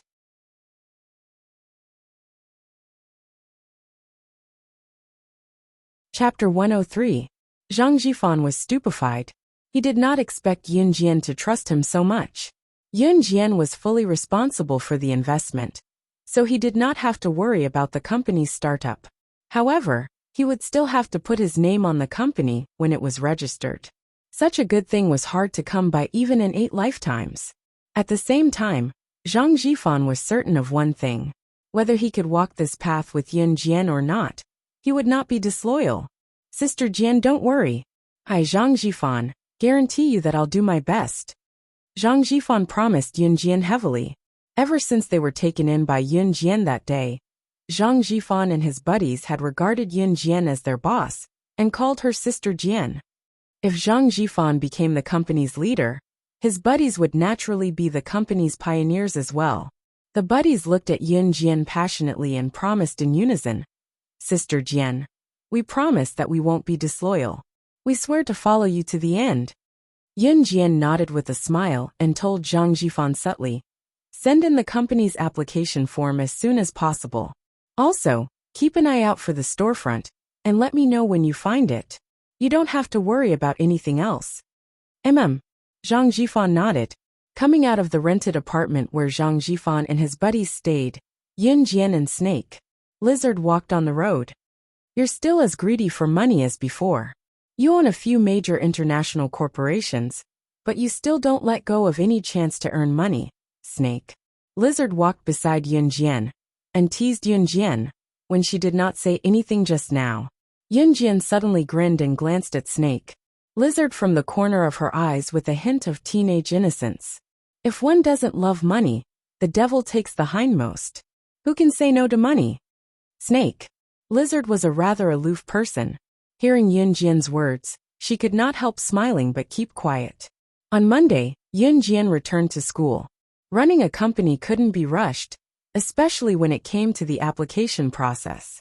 At this moment, Yun Jian was already sitting in class. She twirled the black pen in her hand in boredom and looked around leisurely.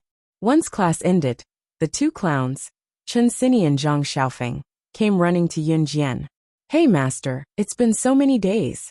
You should teach your disciples some powerful skills, right? Ah, just like that move of yours last time. You didn't even need to look at the ground to know that I was going to hook you with my leg. And you even had the time to kick me back. That move is really cool. Zhang Xiaofeng's handsome face moved closer, and he said to Yun Jian with admiration. Chen Xini pushed Zhang Xiaofeng away and said to Yun Jian with a smile, don't mind him, don't mind him. Jian, let's talk among ourselves.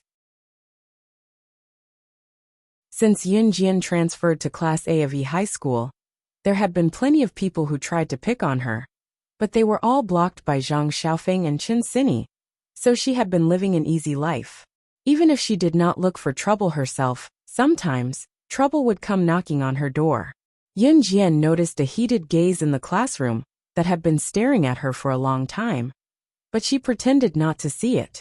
It was just that the owner of the gaze could not hold it in anymore. As he walked over to Yun Jian, Lu Rongrong came over to look at Yun Jian and asked in annoyance, hey, who was the person who came to pick you up last Friday? It was not Lu Rongrong's fault for asking. Si's looks were too alluring. His handsome face was bound to mesmerize many girls. Yun Jian looked up at Lu Rongrong before lowering her gaze to meet Chen Xini's eyes, ignoring her. Chapter 104. F***ck Lu Rongrong. What do you mean by this? Zhang Xiaofeng was the first to stand up for Yun Jian when he saw Lu Rongrong throwing her weight around in front of his master. That's right. What's wrong with my Jian being picked up after school? What does it have to do with you? Why should I tell you? Who do you think you are? Chen Xini scolded Lu Rongrong before Zhang Xiaofeng could. Lu Rongrong had always been a spoiled brat. She was flashy but not practical. She pointed at Chen Xini angrily and opened her mouth. However, she stomped her feet and could not say anything. In the end, she snorted and ran away. Yun Jian could not help grinning at the sight. The morning sun shone in through the window and refracted on Yun Jian's rosy cheeks, making her feel warmer and more comfortable. It had been a long time since she felt so comfortable. Every time someone tried to pick a fight in school, Chen Xini and Zhang Xiaofeng would chase them away with their sharp tongues like this. They were adorable. Lu Rongrong really thinks she's some spoiled brat.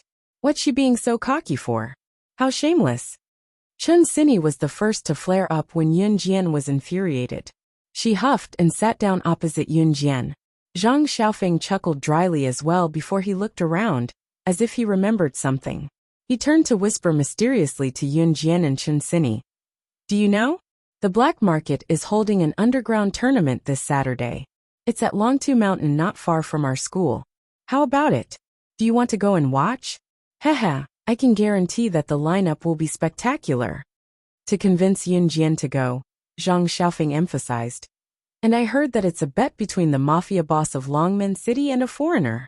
As a boy, Zhang Xiaofeng was especially interested in this kind of fighting competition. That was why after Yun Jian showed off her skills, he shamelessly asked to be her disciple.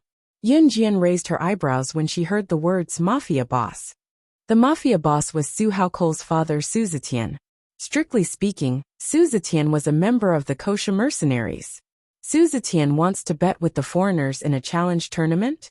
Upon hearing this news, Yun Jian recalled the first time she met Snake Lizard and Su Zetian since her rebirth. Su Zetian had a favor to ask of Snake Lizard. Could this be what he was referring to? She pursed her dry lips to moisten them and said, "I'll go."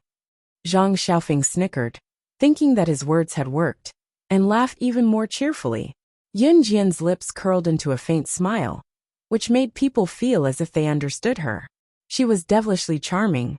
Just like that, a week passed by peacefully. When she returned home from school on Friday, Yun Jian received the news that Zhang Zhifan had approved the company's application. He had also asked for some connections and found a suitable store. The location of the store was great. It was big enough for cars to be displayed, and the location was well connected. When the car store was opened in the future, it would not be inconspicuous due to its remote location. Since it was a new piece of land, and there were many merchants who wanted to buy the store, the organizer decided to use the auction format. Bidding and the highest bidder would win. The auction would be held tonight. When Yun Jian heard the news, she only told Zhang Zhifan, "Get ready tonight and go to the auction with me." Chapter 105. This auction was organized by the organizers, so more than 1 or 2 shops and plots of land were up for sale. In spite of it, Yun Jian only needed the store. Because the auction was a big event, Zhang Zhifan deliberately dressed himself up before going. He changed his appearance from that of a hoodlum to a suit, which made him look like a big boss. Before this, he was just a hoodlum with a loan shark. As usual, Yun Jian tied her hair into a high ponytail. She had a good foundation, so even if she didn't put on makeup, her facial features were still exquisite and delicate. Her eyelashes were long and narrow, and when she blinked, she gave people a feeling that she had a spiritual aura. She looked pure and innocent, but the slight curve of her lips made people unable to help but notice her. Before leaving, she knocked on Siyi's door next to hers. Knock, knock, knock. After 3 knocks, the door opened. When the door opened, Yun Jian smelled an elegant fragrance. It was faint, but it made her feel good. Siyi appeared at the door. He was dressed in casual clothes, and his wet hair stuck to his handsome face. There was an unfathomable smile on his exquisite face. It was obvious that he had just taken a shower. "What is it?" Siyi's lips curled into a beautiful curve. "What is it?" His magnetic voice was a little hoarse, but it was full of charm. Yun Jian looked at him with a smile and licked her lips. "Lend me your car again." Siyi's starry eyes flashed with a trace of sharpness. He turned his body slightly, and his tall body surrounded Yun Jian's thin and weak body. She could feel his breath coming from above. "My car isn't that easy to borrow. How are you going to compensate me?" As he spoke, he looked at Yun Jian from head to toe with ill intentions. It had to be said that although Yun Jian's body was thin and weak, she was still lean in the right places. She had developed very well, and there were signs of her curvy body. He believed that in less than 2 years, she would definitely be a great beauty, who could charm a large group of people to death with just a glance. When Yun Jian heard this, she smiled and glanced at Ce from the corner of her eyes. "How do you want me to make it up to you?" As she spoke, she flipped her hair and took a step closer to Ce. However, before she could even get close to Ce, Yun Jian's delicate fists turned into eagle claws. She launched a sneak attack at Ce's waist. Her speed was so fast that normal people would not have expected it. Seduction was one of the essential skills of a secret agent. In her previous life, although Yun Jian had never been in love with a man, and had never even been intimate with a man, she would still make use of her lust to lower the enemy's guard, and kill them in one move. She obviously did not intend to kill Ce. She only wanted to take the car keys from Ce's waist. However, Yun Jian did not expect that Ce would be able to dodge her attack with a sidestep. His speed was actually faster than hers. Although Yun Jian had been training her body since her rebirth, her physical strength could not be compared to her previous life. Even so, when Ce dodged her attack, Yun Jian was stunned. When Ce dodged to the side, Yun Jian could tell that even if she had faced him in her previous life, she would not have been able to escape unscathed. Yun Jian suddenly curled her lips. She twisted her hand and threw herself into Ce's firm chest. The fresh fragrance of a young girl drifted into his nose. Ce, who had never been so intimate with a woman, was stunned. Yun Jian took advantage of this moment to reach out and take the car keys from Ce's waist. She then left Ce's chest in a flash and ran far away. She could not help but turn back to leave a smile. "I'll take the car keys, thanks." As she spoke, Yun Jian had already run down the stairs.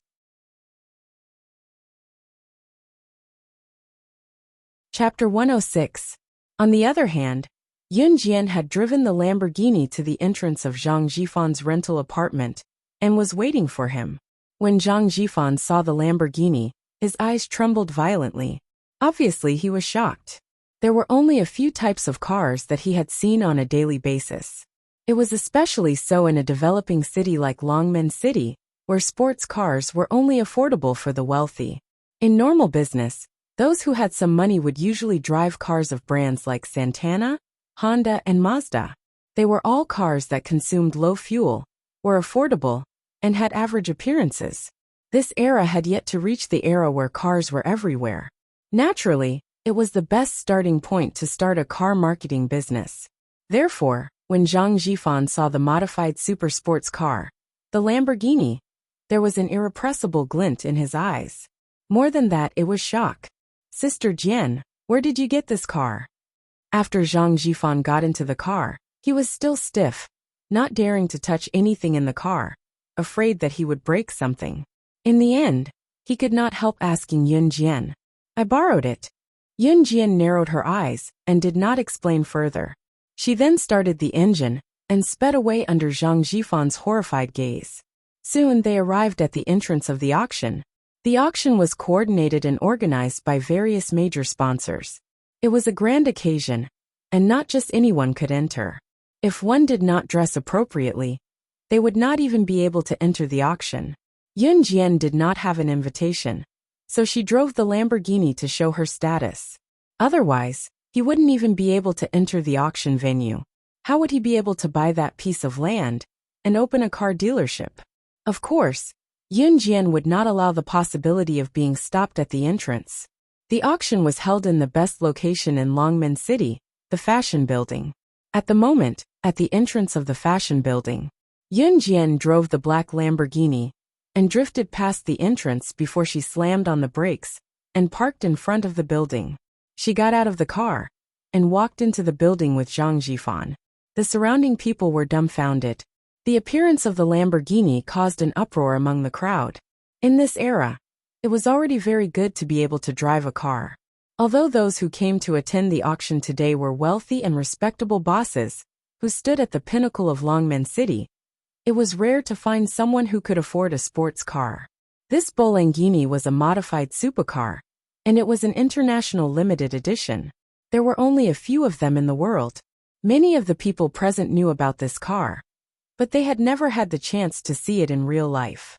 Now that they saw it, they couldn't help but be stunned. Which big shot had come to Longmen City?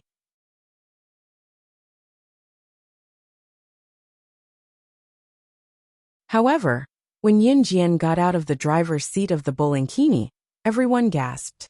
Heavens!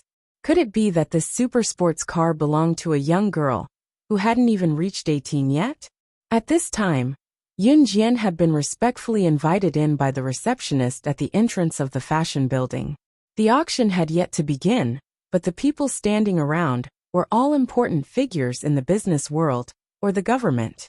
All of them were using such an occasion to find people who could get along well with them. Officials protecting each other and businessmen benefiting each other had already become a social trend. Yun Jian was particularly eye-catching standing here, because the people standing here were either mature women or mature men, who were all around middle-aged. She was the only one who was young. There was only one reason why the people around her were looking at her. One must have some status to enter the auction, or know someone important to be brought in. The fact that this young girl could enter meant that she was somewhat capable. Yunjian. Under everyone's gaze, an untimely low male voice suddenly rang. Turning, Yunjian saw a face that was both unfamiliar and familiar at the same time. Zhang Taijun. Her uncle and name?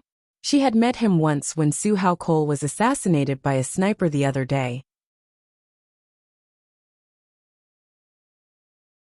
Chapter 107. The moment Zhang Taijun saw Yunjian, he was really stunned. He didn't have a deep impression of Yunjian. In the past, Yunjian was always soft and weak. Even if she was bullied, she wouldn't protest. But that day when he met Yunjian at the hotel, she was the first to react. She pushed a few people away and dodged the sniper's bullet. At that time, Zhang Taijun was extremely shocked and frightened. Of course, at that time, he was afraid of the sniper and ran away. So he didn't have time to care about Yunjian. Today, he was able to enter the auction venue because Zhang Taijun pulled a lot of strings to squeeze into the venue. What he did not expect, however, was that Yunjian was here as well. She actually had a way to sneak in here.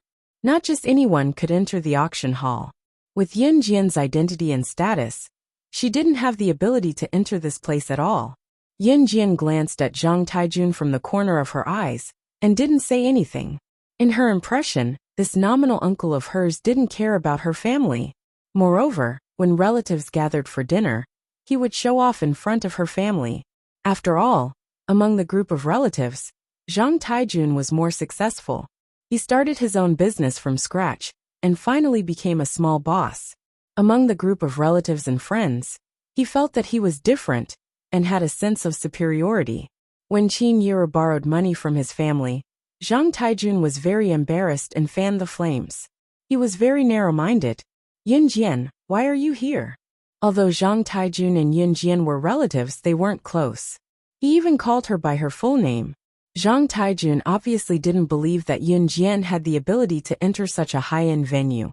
He directly assumed that Yunjian had sneaked in from some small corner of the fashion building.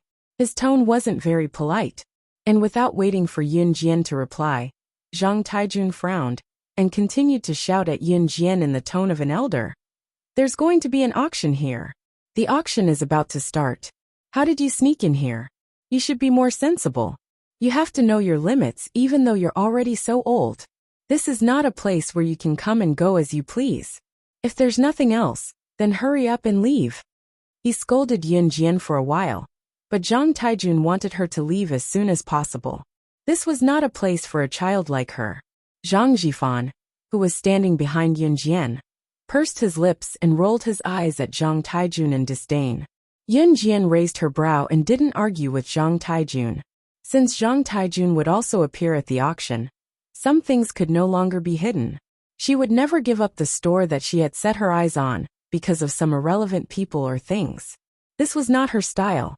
Yunjian's pure pink cheeks became moist as she revealed a charming and beautiful smile. She said to Zhang Taijun, I'm here to participate in the auction. Nonsense. Zhang Taijun's face sank. His face turned gloomy. This is not a place where a child like you should come to. Hurry up and leave before the auction starts. Just as Zhang Taijun said this, the middle-aged man standing next to Zhang Taijun tugged at Zhang Taijun's coat and pointed at the door. A group of people looked towards the door. They saw a group of middle-aged men in suits walking in from outside the door. Each of them had an extraordinary aura. Standing at the front was Mayor Gu, whom Yunjian had met at Su Haokol's birthday party. At this moment, Mayor Gu was surrounded by a large group of people who were fawning over him. The moment Zhang Taijun saw Mayor Gu, he couldn't care less about Yunjian. He suppressed his emotions and walked towards Mayor Gu with the middle-aged man who had tugged at his coat just now. This was the reason why Zhang Taijun had tried so hard to sneak into the auction.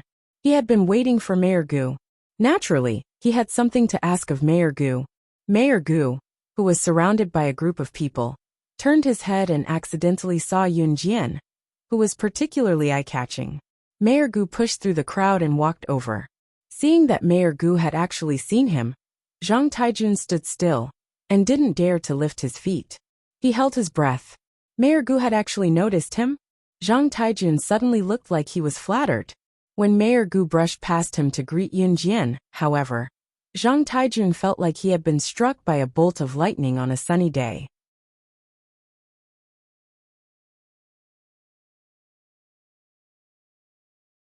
Chapter 108. Mayor Gu was the mayor of Longmen City and held the highest position in the city. Under normal circumstances, only others would try to curry favor with him. Mayor Gu himself didn't like the bribery between bureaucrats, so he didn't pay much attention to others. What did they see today? Mayor Gu personally greeting and befriending a teenage girl? Who was this girl? How could Mayor Gu value her so much? Zhang Taijun watched the scene unfolding before him with a face that looked like he had eaten dog poop. Yun Jian knew Mayor Gu. More importantly, Mayor Gu seemed to be friendly to Yun Jian. He was shocked and regretful. Recalling what he had said just now, he felt like he was showing off in front of an expert. Yun Jian was not reserved like others when she faced Mayor Gu. She smiled easily and looked natural as she pressed her lips together and said, "Yes, what a coincidence." "It is. Girl, are you here for the auction too? Do you want to go into the hall with me now?" Mayor Gu invited with a squint. Mayor Gu might look aloof from worldly affairs, but he had been in the government for so many years and had successfully held the mayor's position for so many years. Other things aside, he had the ability to judge people. Despite her young age, Mayor Gu had to pay attention to her based on this fact alone. Even the mafia boss had to bow down to Yun Jian. In short, even Snake Lizard had to listen to Yun Jian. Was Yun Jian really just an ordinary girl? Mayor Gu rationally chose to stand with Yun Jian. His instinct told him that this girl was not ordinary. When the crowd heard Mayor Gu's invitation to Yun Jian, there was another uproar. Yun Jian would not reject having Mayor Gu leading the team. It would save her a lot of trouble. She nodded and said, "All right." Yun Jian then gestured to Zhang Jifan, indicating for him to enter the hall behind her. Zhang Jifan was dumbfounded. He had never thought that an insignificant person like him would be invited by Mayor Gu one day. This was all thanks to Yun Jian. Just as Yun Jian and Mayor Gu were about to enter the auction hall, Zhang Tiejuan's shameless voice rang out. "Wait!" Zhang Taijun ran over and stopped in front of Mayor Gu. Although he didn't understand why Mayor Gu knew Yun Jian and valued her so much, now was not the time to talk about it. Mayor Gu, hello. I'm Xiao Jian's uncle, you can call me Xiao Zhang." As Zhang Taijun spoke, he pointed out his relationship with Yun Jian. Then he continued, "It's like this. My friend and I want to apply for approval for our recent cooperation." Zhang Taijun wanted to make use of Yun Jian's relationship to talk to Mayor Gu, so that he could finish his vicious task. But before he could finish speaking, Yun Jian beat him to it. Yun Jian watched as Mayor Gu introduced Zhang Taijun word by word. She smiled and said, "He is indeed my mother's sister's husband." There was an inexplicable estrangement in his words. That one sentence sealed Zhang Tiejuan's fate. Mayor Gu understood what Yun Jian meant. If they were relatives, how could they be close if they did not even address each other as uncle? Mayor Gu waved his hand. Since Zhang Taijun was not someone Yun Jian cared about, what right did he have to give him face? "Hey, let's talk next time. I have something urgent to discuss with the girl." Mayor Gu waved at Zhang Taijun. Then, he followed Yun Jian into the auction hall. Only Zhang Taijun, who was exasperated, was left with a sour expression. There was only one word left in his mind: it's over. Chapter 109. Even so, Zhang Taijun still shamelessly followed the crowd into the auction hall. A person like Zhang Taijun naturally wouldn't be here to buy properties or shops. He was just here to join in the fun, and his target today was only Mayor Gu. However, what happened next was completely unexpected. Yun Jian was already sitting in the VIP seats in the auction hall with Mayor Gu. She was only qualified to sit in the VIP seats because she was accompanied by Mayor Gu. Zhang Jifan was flattered. He sat in the VIP seats and forcefully suppressed his nervous emotions that were about to burst out. He pretended to be calm, but in fact, he was so excited that he couldn't express it with words. When the guests were all seated, the auction officially began. The host of the auction this time was an enchanting woman. This woman swayed her butt, showing off her pair of white and slender legs that were exposed. She stood in the middle of the host. Honorable guests, greetings to you all. I'm the host of this auction. You can call me Big Sisterly. Long story short, let's get to the main topic. This auction will still follow the old rules.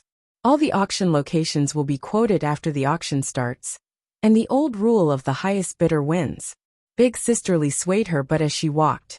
She used a pleasant voice to say beautiful words, but it was enough to make some of the men present addicted to the sight. Fortunately, Big Sisterly wasn't here to show off. After a few words, the auction officially began.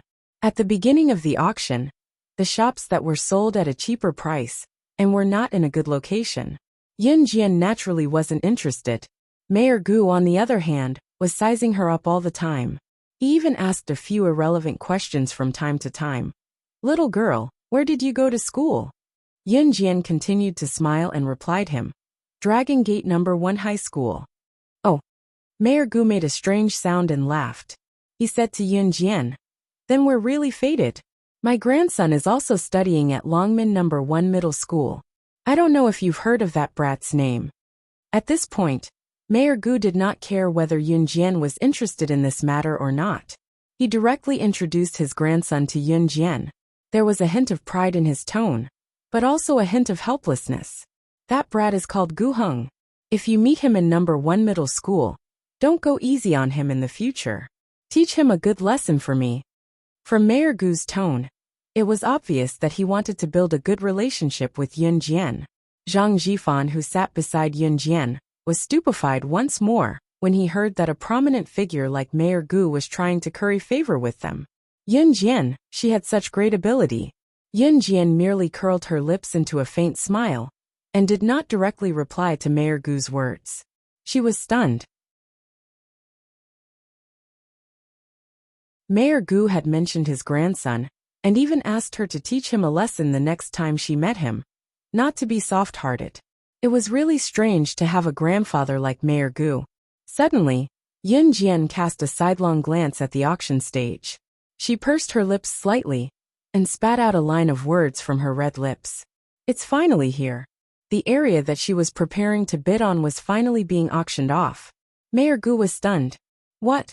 However, the latter half of Yun Jian's sentence shocked Mayor Gu for a long time.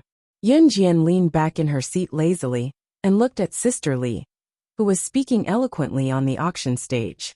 Her eyes did not look at Mayor Gu. I want this shop. Mayor Gu followed Yun Jian's gaze and listened to Sister Li's explanation. It was a very good area, and the price was very high. Ordinary people could not afford this piece of land.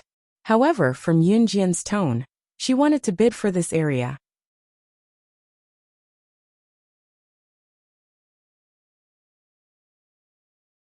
Chapter 110. Storefront transfer meant that the owner would sell the store to the other party. In other words, as long as the storefront was bought, it would be a personal property in the future, and there would be no need to pay rent. That was why the storefront Yun Jian had her eyes on.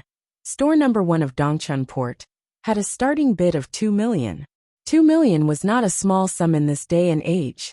Ordinary people who had assets of more than 1 million were already considered to be in the upper echelons of society.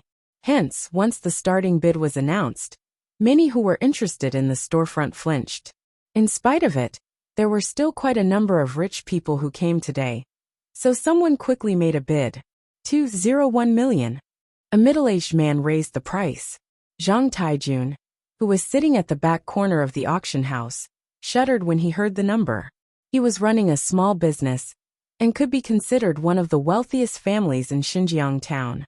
However, when he came to a place like Longmen City that was filled with hidden talents, what he could do was insignificant. Hence, he was instantly in awe of these rich people. The only thing he could not figure out was how Yun Jian was able to gain Mayor Gu's favor. Why was Mayor Gu so friendly to her? 202 million. Someone followed up immediately after the middle-aged man made his bid. Following that, the people who made their bids rose and fell, but there was not much of a fluctuation. It was usually a 10 to 20,000 increment. Mayor Gu's astute eyes were fixed on Yun Jian all along. Mayor Gu was someone who could not keep his thoughts to himself. So he asked Yun Jian directly, "Girl, why aren't you bidding since you want to buy this storefront?" Zhang Jifan, who sat beside Yun Jian, had the same question but he dared not ask. Yun Jian's reply was a simple word: wait. Mayor Gu was full of doubts again. But in the end, he swallowed them down. Store number 1 of Dongchun Port was a storefront that many big bosses were fighting for. So the bidding price was gradually rising. It had even reached close to 3 million. In the end, some bosses who thought it was not worth it gave up, leaving 2 of them to fight for it. 1 million. Mo Shilong, you old thing, don't fight with me. One of them had obviously reached his limit. He couldn't help but yell at the other person, who had been forcing him to raise the price. 2 million. The big boss named Mo Shilong still insisted, and refused to compromise. The 2 of them were competing with each other to increase the price, and neither of them was willing to give in. Zhang Taijun, who was sitting in the corner, gasped. He muttered in his heart. Today, he had finally witnessed the competition between the big bosses. That was not something that could be measured in thousands or tens of thousands. A few million for a store. He had never seen such a scene before. After the auction was over, he would be considered a person who had gained a lot of knowledge. Perhaps he could even brag about it to his friends and relatives. 4 million. The hot-tempered big boss had begun to blow his beard and glare. Gritting his teeth, he fiercely quoted a price. This was his bottom line. 4.01 million. The big boss called Mo Shilong was still competing, but his expression was not any better. Spending 4 million just to buy a store was naturally not worth it, so the hot-tempered big boss had to give up. I'll give it to you, give it to you. Mo Shilong, don't let me get the chance to deal with you next time.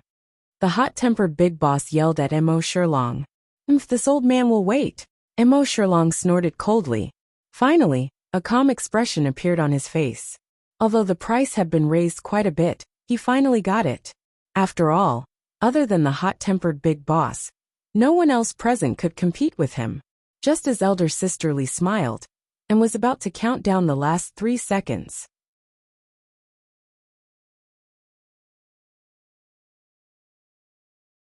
Chapter 111. 14.01 million. As soon as Yun Jian said that, everyone was shocked. They all looked at the little girl sitting next to Mayor Gu in disbelief. They thought that the little girl was only qualified to enter the auction because she knew Mayor Gu. Who would have thought that she would bid and increase the price by 10 million? The crowd was in an uproar and focused all their attention on Yun Jian. At that moment, Zhang Taijun, who was sitting respectfully in the corner, suddenly tensed up. He glared at Yun Jian with wide eyes, his expression complicated. In a large-scale auction like this, if one could not pay the price after bidding, they would have to bear legal responsibility. Therefore, since Yun Jian had the courage to bid, it meant that she could definitely afford it. God, more than 10 million. Zhang Taijun was trembling all over at that moment. All of his family's passbooks added up to less than 200,000.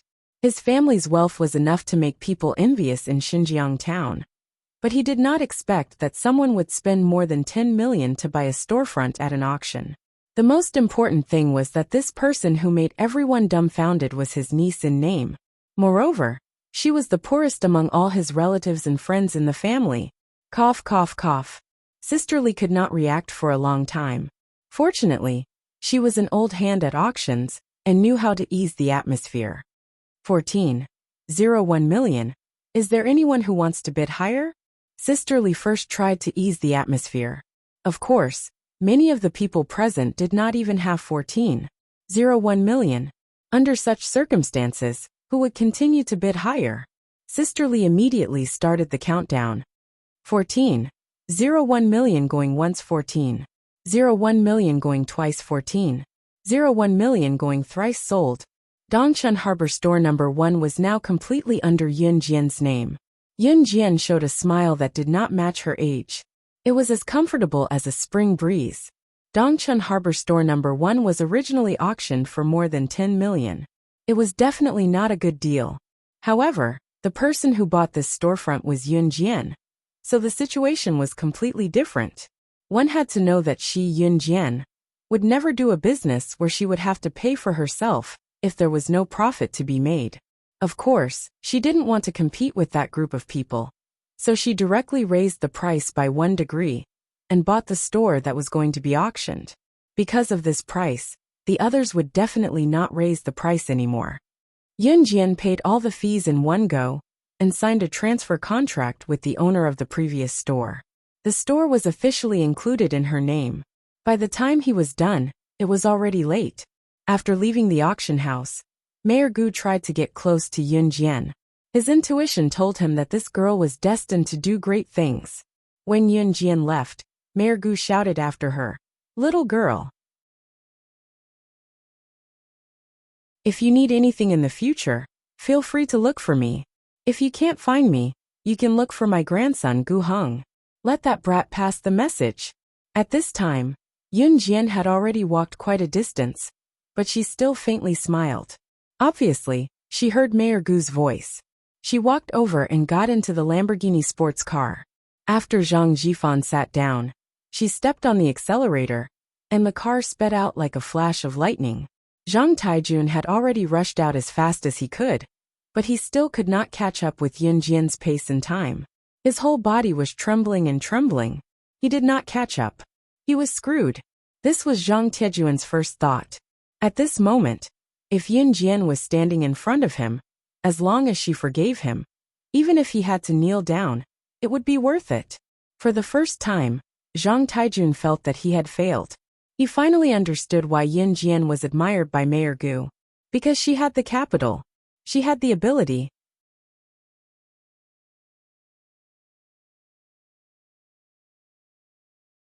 Chapter 112. Returning the car keys to CE. Yun Jian went back to her room and logged into the web with her laptop to contact Alluring Demon. Alluring Demon was also her subordinate. Unlike Snake, Lizard and Tiger, Leopard, Alluring Demon was in charge of legitimate forces and was involved in all aspects of business. Now that the storefront was settled, the next step was to decorate it. Yun Jian had handed the task to Zhang Jifan. Of course, it would take some time, at least a few months. Yun Jian wanted to obtain the channel to import cars into countries East Longmen City through Alluring Demon. Alluring Demon was indeed easy to handle. She had agreed to it just as Yun Jian mentioned it to her, and had asked Yun Jian to leave the address. After contacting the dealer of imported cars, they would send the cars over after the storefront was renovated. There would be no shortage of imported cars and domestic cars. Once the matter was settled, Yun Jian fell asleep. It was a dreamless night. Early the next morning, Yun Jian received a message from Snake, Lizard when she came back from her workout. The phone she was holding was newly bought by Snake, Lizard to facilitate their communication. In her past life, Yun Jian had a phone too, but she changed her number frequently to prevent anyone from tracking her through the system. Now that Yun Jian was reborn, and her residence was stable, there were no enemies from her past life who came looking for her. Naturally, she did not have to worry about her whereabouts being exposed due to her phone number. Snake. Lizard's message was simple. It was to ask Yun Jian out to meet her at a coffee shop. Yun Jian went to the meeting as scheduled. Snake. Lizard was already waiting for her on a chair beside a table in the coffee shop. When she saw Yun Jian coming over, she could not help waving her hand. "What's wrong?" Yun Jian sat opposite Snake. Lizard, her fingers brushing the table lightly as she asked. Snake. Lizard lowered her voice and told her, "Sister Jian, I have some personal matters to attend to. I have to leave for a while." Ever since Snake, Lizard came to Longmen City, she had been calling Yun Jian's sister Jian, like Zhang Jifan and others. Yun Jian didn't think it was inappropriate. Okay. Yun Jian nodded in acquiescence. Although Snake, Lizard was her subordinate, it was her freedom to leave for a while. This was something that Yun Jian would never force. Also, there is one thing I need your help with. Snake. Lizard took a sip of the coffee in her teacup and said to Yun Jian. Yun Jian narrowed her eyes. In fact, she had already guessed something when Snake, Lizard spoke. The mafia boss of Longmen City, Suzetian, is a member of the Kosha mercenaries. He's holding an underground tournament at Longtu Mountain a week later, and has made a bet with the foreigners. Initially, Suzetian had requested support from the organization to help him win the tournament. I came to Longmen City using this as an excuse. Now that I'm leaving, I hope Sister Jian can help with the tournament. Snake. Lizard looked at Yun Jian and enunciated each word clearly. Her identity was not exposed to Suzetian and his gang, or he would be scared half to death. A veteran of the Kosha mercenaries had come to Longmen City to help him in the tournament. To the public, Snake.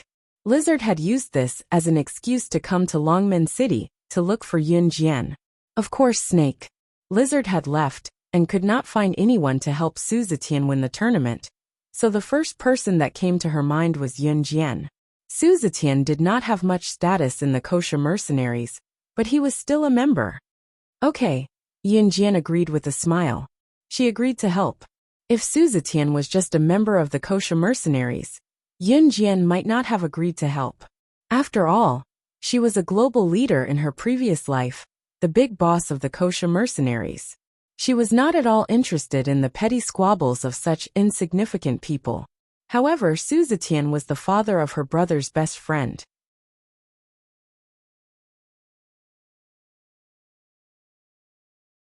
Chapter 113. Snake.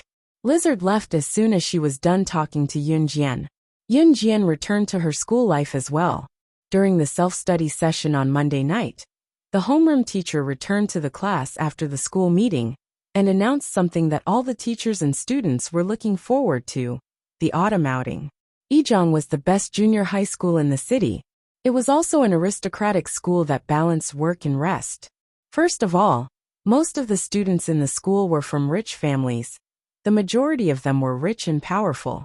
Coming to Ijong for these rich students, it was not enough to have a boring academic life. Therefore, the school had set up many activities. The spring outing was an event that most schools would organize once a year, while the autumn outing was only held in Ijong among all the junior high schools in Longmen City. It was the end of October.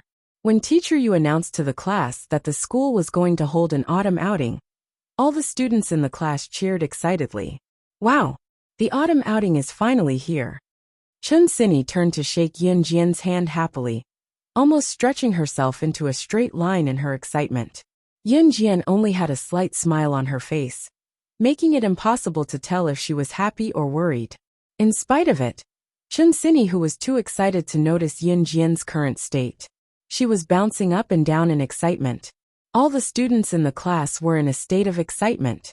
It was only when Miss Yu clapped her hands to signal for the class to quieten down that they quieted down. The autumn outing was here. It was good news, but what everyone was looking forward to was, where would they go for the autumn outing this year? Therefore, when Miss Yu clapped her hands again to signal for silence, everyone looked at her with bated breath. Cough. I know how everyone is feeling now, but don't get too excited, Miss Yu said jokingly before regaining her composure. The autumn outing is next Monday morning, so when you return to school this weekend, you can bring the snacks that you want to eat over. The location of the autumn outing is a scenic forest park in the suburbs. The bus fare and entrance fee are 30 yuan in total. Don't forget to bring the money over when you return to school this weekend. There's also an open space in the forest park where you can organize a barbecue activity. Those who can afford it can bring their barbecue tools and ingredients over. The autumn outing this time should be attended by all the teachers and students of the school.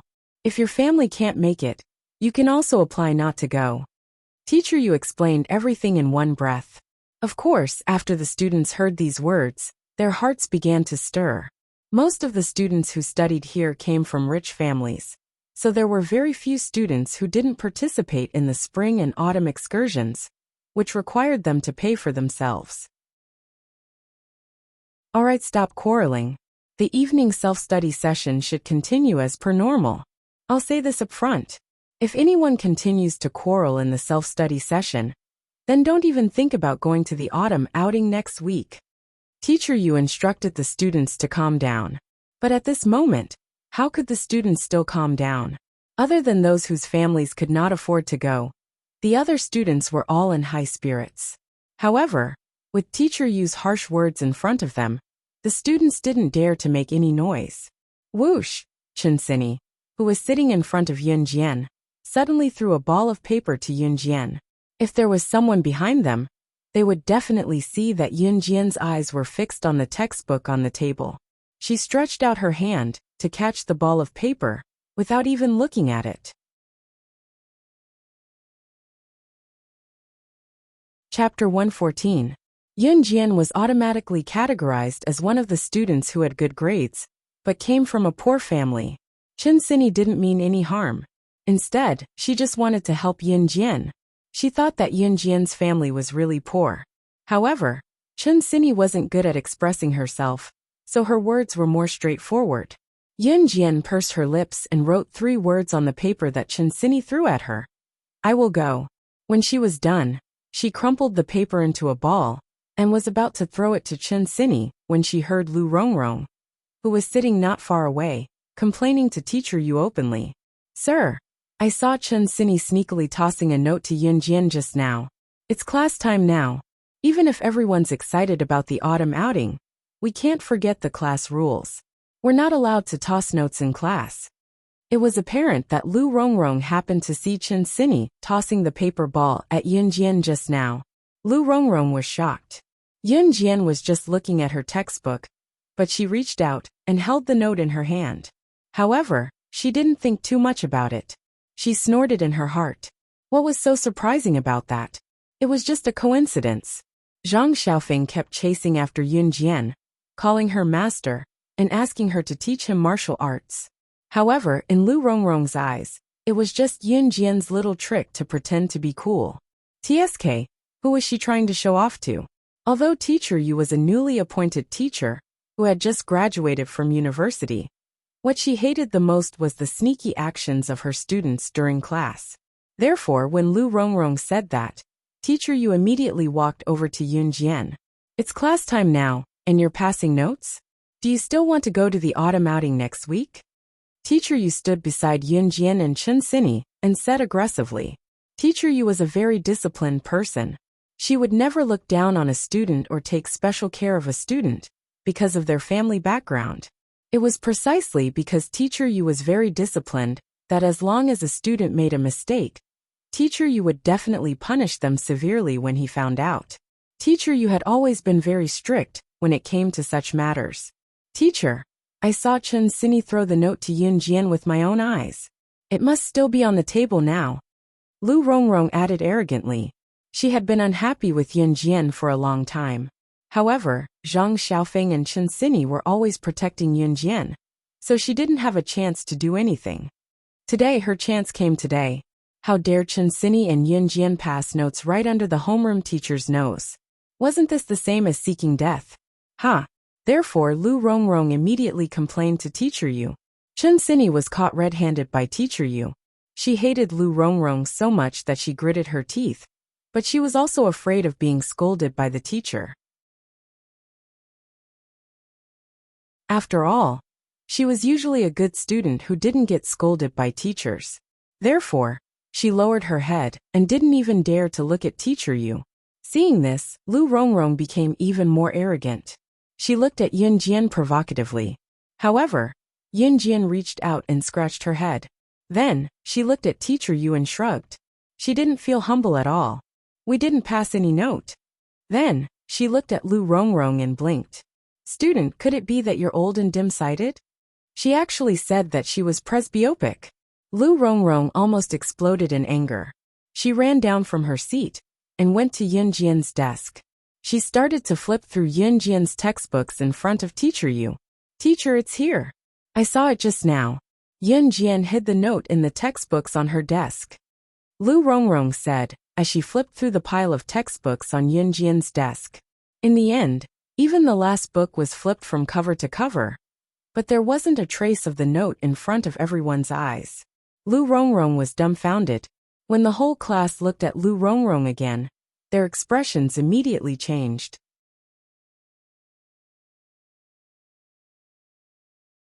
Chapter 115. Where's the note? Lu Rongrong, where did they send the note? Don't tell me you ate it? Ha. Ha ha ha. Lu Rongrong's eyesight must be going bad. Ha ha ha.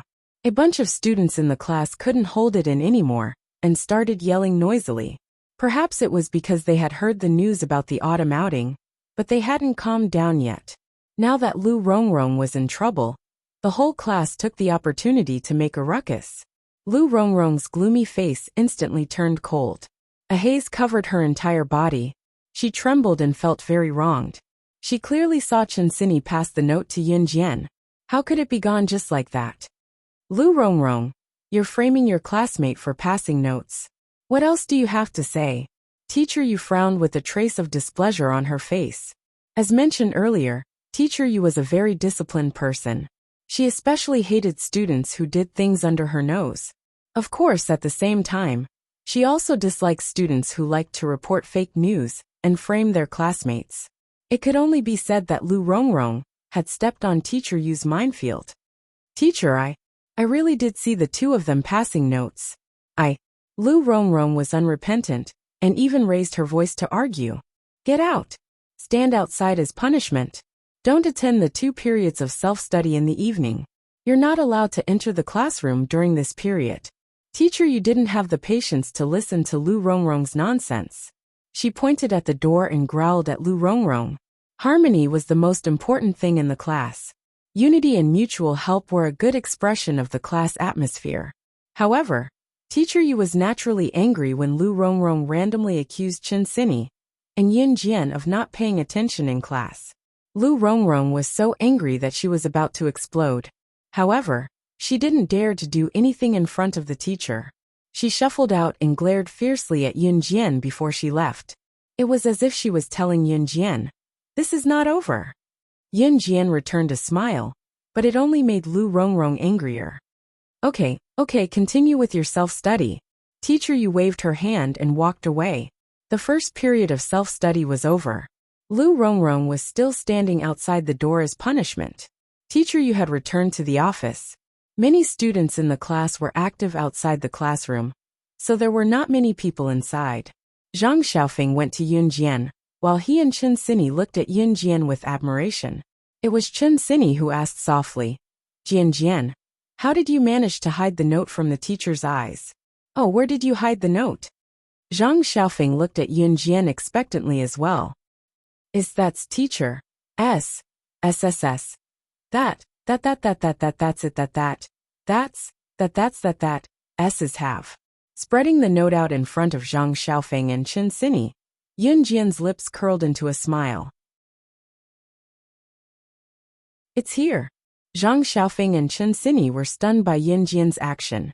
It was then that both of them recalled the scene just now. When Yun Jian stood up to refute that she did not pass the note, she had scratched her head. Could it be that at that time, she had hidden the note in her hair bun? At that time, she was actually able to hide the note in her hair in front of the whole class, without leaving a trace. How did she do it? Could it be that she knew magic? Master, you're amazing. Zhang Xiaofeng's mouth was agape, and it took him a long time to speak with admiration. Yun Jian, on the other hand, had a small smile on her face without saying anything. As a secret agent in her past life, she was the best at hiding all sorts of dangerous weapons all over her body. She could walk, run, jump, and other movements without being noticed. Back then, she had hidden all sorts of razor blades in her hair, including under her tongue, all over her body. As long as it could be hidden, there would be hidden weapons everywhere.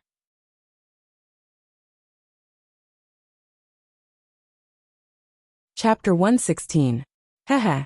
Lu Rongrong was so smug just now, and wanted to complain about us to the teacher. She's the one who's suffering now. She's asking for trouble, and reaping what she sowed.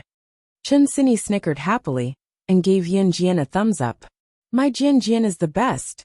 Yun Jian squinted and returned a smile. Looking at the lively and adorable Chen Sini, she was reminded of Lu Fian, who was still in Xinjiang town. Lu Fian was the first friend who treated her sincerely since her rebirth. She wondered if Lu Fian was doing well in Xinjiang town now. There was also the basketball team. They would meet again a year later. A week passed quickly. Yun Jian slept in class now. Due to her excellent results, The teachers did not bother with her. Perhaps when she had just been reborn a few days ago, she listened to the teacher in class without being distracted. Now, however, she could no longer listen attentively in class, if she had to face the questions that she already knew with a youthful and hot-blooded attitude. When she returned home on Friday, Zhang Xiaofeng did not forget to remind Yunjian, "Master, let's meet at the foot of Longtu Mountain tomorrow night. Remember, it's 6 in the evening. Don't be late." 6 o'clock was the start of the tournament. Yunjian nodded and left the school gate with a backpack slung over her shoulder. She was not going home. Instead, she was going for a walk in Longmen City's suburbs. The evening sky was beautiful. The rosy clouds that reflected from the horizon cast a dim yellow hue over the land, like a girl who covered her face shyly, barely visible. Longmen City was a coastal city, and its city was the closest to the sea. Walking past the rows of downtown, Yunjian came to a tranquil shore. There was no beach here, but the waves that crashed on the shore gave her a sense of tranquility that came from the bottom of her heart. Yunjian sat down along the shore and looked up at the yellow sky, deep in thought. Life was so good now. She was carefree and did not have to worry about being assassinated or facing the pressure of death at any moment. She did not know how long such peaceful days could last, but she knew that from tomorrow onwards, there would be another battle. The challenge tournament would be her new starting point in this circle. Smelling the warm and comfortable light of the evening, Yunjian sat in the same place. She raised her hand and stretched, with a faint smile on her face. Suddenly, a fair and flawless hand grasped Yunjian's wrist. Yunjian was stunned. Someone was actually able to get close to her without her noticing? She glanced over and saw Si Yi's sword-like eyebrows, starry eyes, and flawless cheeks. "Why are you here?" Yunjian wanted to pull her wrist back from Si Yi's warm hand, but she realized that his strength was not as strong as hers. "Guess." Si Yi's clear voice came out from his thin lips. He moved closer to Yunjian, and his exquisite face was even closer to hers. His breath was almost on Yunjian's face. Si Yi's large hand was still tightly grasping Yunjian's small hand. Yunjian's body shrank back. She had never been so intimate with a man before. She leaned back and tried even harder to break free. Si Yi's large hand held onto her wrist firmly, causing Yunjian to frown slightly. "Let go first." Yunjian used her other hand to push his large hand away. "No." Si Yi tightened his grip. Yunjian's small hand was very smooth and delicate. It was even better than the tender skin of a newborn baby. Yunjian pursed her red lips. She used her other hand to hit Si Yi's head in an attempt to free his hand. However, Si Yi did not let go. He held onto her wrist and tilted his head to the side to avoid her. At the same time, Yunjian stretched out her leg to kick Si Yi's leg. However, Yunjian did not expect that Si Yi would not let go. Instead, he pulled her into his embrace, and the two of them rolled around the edge of the cliff. When they stopped, Si Yi had one hand on Yunjian's wrist, and the other hand on Yunjian's chest to guard against Yunjian's attack. At this moment, it just so happened to be on Yunjian's chest. On her chest. The two of them were also in a position where one of them was on top of the other. Neither of them had expected this to happen.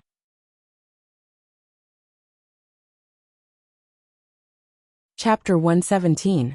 It was obvious that Si Yi did not expect things to turn out this way. His earlobes flushed at the corners of his handsome face. Yunjian's body had developed very well. Although she was only 15 years old, her twin peaks were already slender and elegant. He could clearly feel the softness of the young girl's ample bosom. Yunjian's red lips widened. While Si Yi was still in a daze, she smoothly pushed him away and stood up. Her heart skipped a beat, and an unknown feeling spread through her body. Yunjian stood up and walked away. Having lived 2 lives, she was fearless in battle and could kill without being noticed. However, this was the first time she had encountered something like this. She had only taken 2 steps when Si Yi's tall figure blocked Yunjian's path.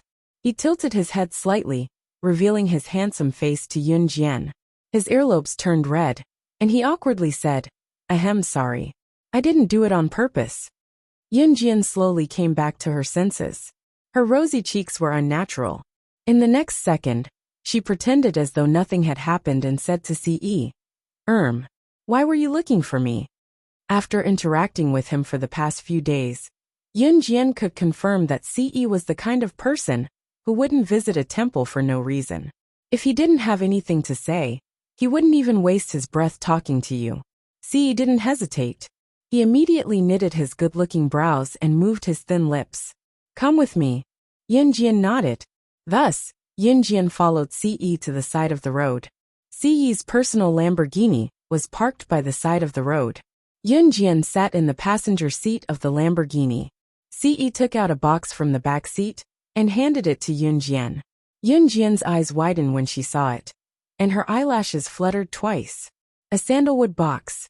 Ce narrowed his eyes as he observed Yunjian's every move. You know about it? Ce asked suspiciously when he saw something strange in Yunjian's eyes. Yunjian was stunned. She turned her head and returned the sandalwood box to Ce. She pretended as though this was the first time she had seen it. What do I know? I just thought that this box was very pretty. I didn't react in time. This box must be very expensive, right? She had almost exposed her emotions. The sandalwood box's influence on her was too great. This box was the cause of her rebirth. It was also the indirect cause of her brother's death. That was why she nearly lost control of her emotions when she saw the sandalwood box just now. But why did Ce ask her such a question? Could it be that he could tell that she knew something about the sandalwood's way? Ce narrowed his eyes. He stared at Yunjian for a while before he finally looked away and pretended not to notice anything. To prevent Ce from getting suspicious, Yunjian asked him, Hey, why are you asking me this? Nothing. Ce's eyes lit up. He pursed his lips and started the sports car. I'll send you back. They didn't say a word until they reached home and returned to their respective rooms. However, it was obvious that both of them had their own thoughts. The next day was Saturday. As evening approached, Yunjian left home on time after she tidied herself up. At 6 o'clock, she arrived at the foot of Longtu Mountain. From afar, she saw Zhang Xiaofeng standing on the spot and waving at her. When he saw Yunjian walking over, Zhang Xiaofeng waved at her and shouted at Yunjian, Master, over here! Yunjian stood there and nodded at Zhang Xiaofeng and Chen Sini. It was only then that she saw a group of boys and girls standing beside Zhang Xiaofeng. They were all around their age. This is my master Yunjian. Zhang Xiaofeng proudly introduced Yunjian to the group of boys and girls. Pff, Xiaofeng, are you kidding me? This girl is your master? Do you really want to have her as your master? You're a man, yet you want to have a girl as your master? I feel embarrassed for you. A self-proclaimed fashionable boy with dyed blonde hair standing beside Zhang Xiaofeng said. This person was Zhang Xiaofeng's friend from his circle.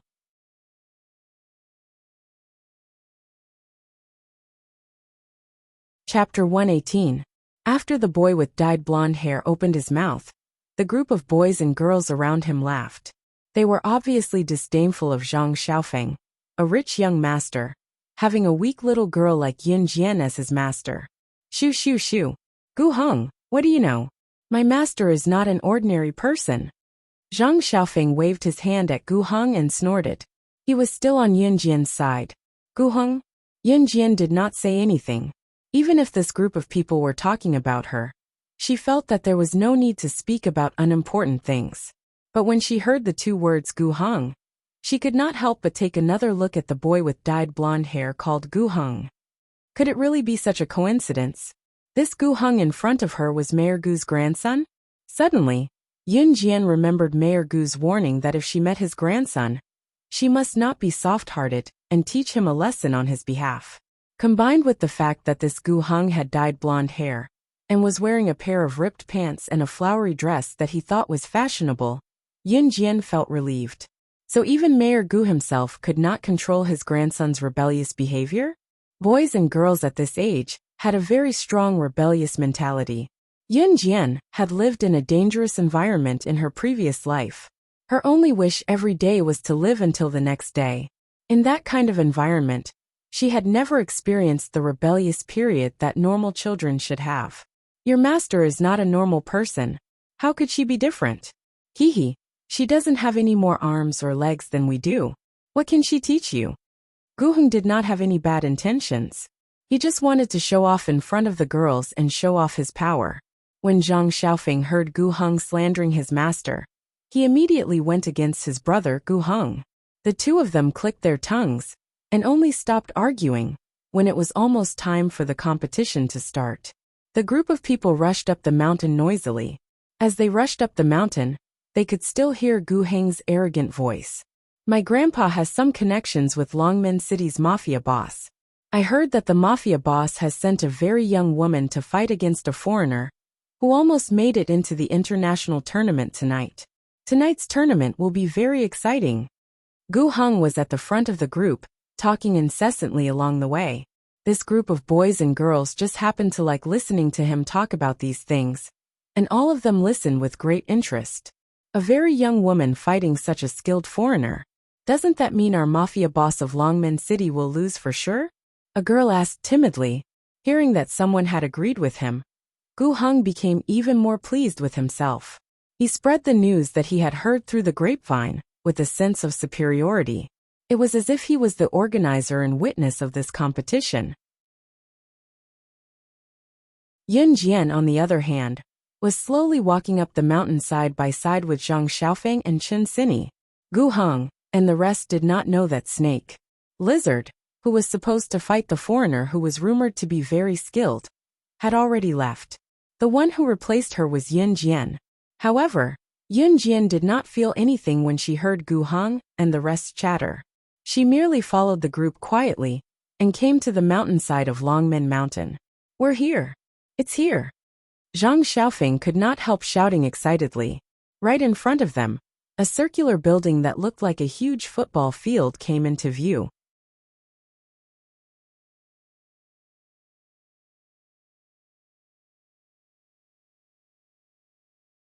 Chapter 119. The only arena in Longmen City so far was set up here. Why was Longmen City's Longtu Mountain famous? This huge arena must have played a huge role. People who came to Longtu Mountain to train their bodies would definitely come to the arena to take a look and rest for a while at the mountainside. Of course, Longtu Mountain's scenery was beautiful and had a hint of nature to it. It was a pity that it was evening, and they were at the mountainside of Longtu Mountain, so Yun Jian did not get to see the beautiful scenery. Instead, she saw many common flowers and plants along the way.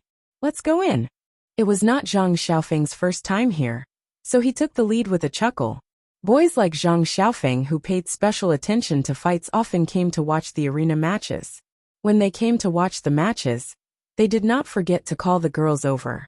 His purpose was naturally to show off in front of the girls and say a few professional words to show that he was knowledgeable. As expected, Yun Jian could hear Gu Heng's bragging and the girls' admiring voices along the way. Yun Jian merely rolled her eyes and smiled helplessly. There was a group of men standing at the entrance of the arena today, all of them dressed in black and looking solemn. This group of people gave off the feeling of gangsters in movies, making people shudder at the sight of them. Zhang Xiaofeng led the way to the arena, but he was stopped before he could enter. Everyone knew that today's challenge tournament was actually a bet between a mafia boss and a foreigner. Therefore, not just anyone could come and watch the battle. Xiaofeng, move aside. I'll do it. Gu Heng finally had some practical use now. He walked up and looked at the group of men in front of him with heavy expressions. He swallowed a few mouthfuls of saliva and gave them a sideways glance. In an instant he regained his arrogance and said to them, I'm Mayor Gu's grandson. We're here to watch today's tournament. At Gu Heng's words, the wild-looking man in front of him stepped aside. The group entered the arena smoothly. Gu Heng breathed a sigh of relief and felt smug again. Wow, Gu Heng, you're amazing. You can even bring us in. I thought we wouldn't be able to come in. The girls began to boast about Gu Heng again. It made Gu Heng feel smug again. Jian, let's sit over there. Chen Xini held Yun Jian's hand and walked to an empty spectator stand. There were not many people on the spectator stand at the arena. There were people blocking the entrance. The bet today was not for ordinary people, but for the mafia boss and a foreigner, so ordinary people could not enter.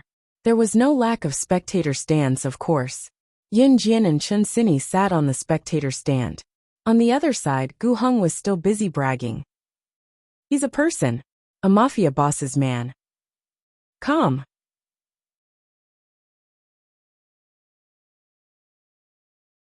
Host. Host. Oh, that's amazing. The crowd gasped again when they heard that. At that moment, the crowd saw the beautiful silhouette, who was sitting next to Chen Sini, on the spectator stand suddenly walk down the spectator stand. She walked straight to the middle-aged man whom they were talking about, the man whom the mafia boss valued the most. Hey, why is she going to that person? Does she know the mafia boss's underling?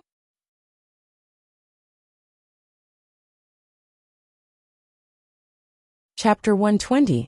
Before Snake Lizard left, she said goodbye to Su Zetian. She directly asked Yun Jian to replace her in tonight's challenge tournament. When Su Zetian first heard the news, he was completely stunned, but in the end he acquiesced. After all, he had no right to refuse the decision made by the kosher mercenaries' superiors. It was already good enough that the superiors sent someone to help him. Thinking about it from another angle, what if this thin and weak girl really had the ability to win for him? After all, the people sent by the kosher mercenaries were not to be underestimated. Their strength was extraordinary. Yun Jian had met Su Zetian's subordinate before, so he naturally recognized her. Su Zetian's subordinate was called Duan Lei. Duan Lei was tall and strong with a strong physique. He was the second in command of Su Zetian's Dragon Head Gang. Miss Yun. Duan Lei respectfully greeted Yun Jian the moment he saw her. Although Yun Jian was very young, Duan Lei was still very respectful to her. After all, if Yun Jian dared to participate in today's challenge tournament, it meant that she definitely had some skills. Yun Jian nodded indifferently, then said to Duan Lei in a low voice, I'm with my friend. I'll come over when the challenge tournament starts. After that, Yun Jian turned and walked away. She only came over to greet him and tell him that she had arrived. On the other side, Gu Heng and the others looked at Yun Jian in surprise. They didn't hear the conversation between Yun Jian and Duan Lei, but even though they were far away, it wasn't difficult to see that Duan Lei was very respectful to Yun Jian. You know him? He's the underworld boss's underling. Gu Heng took over everyone's confusion and asked with a sideways glance. Yun Jian pursed her red lips and smiled without saying anything. She walked past the group of unreasonable people and walked towards Chen Sini. TCH, why is this girl acting so mysterious? Does she really think that she's a powerful person? Does she think that she's more powerful than the underworld boss? What kind of person is this? When a girl saw that Yun Jian had ignored Gu Heng and walked away, she couldn't help but shout loudly in order to flatter Gu Heng. She was secretly criticizing Yun Jian in her heart. When this girl was criticizing Yun Jian, her voice was especially loud, as if she was afraid that Yun Jian couldn't hear her. This shout was so loud that even Duan Lei, who was standing far away, could hear it. He couldn't help but frown, but he didn't say anything. The girl muttered a few words about Yun Jian, but when she saw that Yun Jian was too lazy to pay attention to her, she stopped talking. Yun Jian had already returned to the seat between Chen Sini and Zhang Xiaofeng and smiled at them. Gu Heng and the others also found a place to sit down, their faces brimming with youthful passion. It was obvious that today's challenge match was something that they were looking forward to, longing for, or even yearning for. After waiting for a long time, Yun Jian finally saw Duan Lei waving at her from afar. Understanding that the match was about to begin, she turned to Chen Sini and said, I'm going to the washroom. She did not say that she was going up to fight. Although Chen Sini and the others would find out about it sooner or later, they would not believe her if she said it now. She might as well let them see it for themselves. The match is about to start. Jian Jian, go quickly. Oh right, do you know where the washroom is? Do you want me to bring you there? Chen Sini offered kindly. No need. Yun Jian shook her head with a grin, bearing a row of neat and pearly white teeth. She then hopped down from the spectator stand that wasn't too high, and went around the ring to the backstage after a few steps.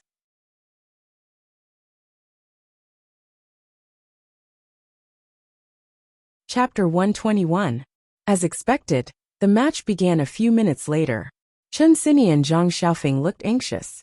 Both of them were wondering why Yun Jian had not returned after going to the washroom for so long. The match was about to begin. At this moment, a tall and sturdy man walked out from the back of the arena. This man was bare-chested, and his broad shoulders and muscular arms seemed to be overbearing and powerful. He was at least 1.9 meters tall. If an ordinary person were to stand next to this man, it would be the difference between a giant and a dwarf. This man was one of the protagonists of the match, the foreigner who had made a bet with Su Zetian. His name was Shiniji. Shiniji was from country Y, and was also a boxer in the country's national team.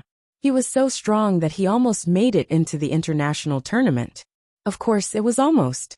Even so, someone like Shiniji could cause a stir in Longmen City, even if he almost made it into the international tournament. Therefore, when Shiniji entered the ring, the crowd was in an uproar. Everyone knew that it was a young woman who was representing Country Z to fight Shiniji today. Looking at Shiniji's physique, did Country Z still have a chance of winning? Unless the woman was even more muscular than Shiniji.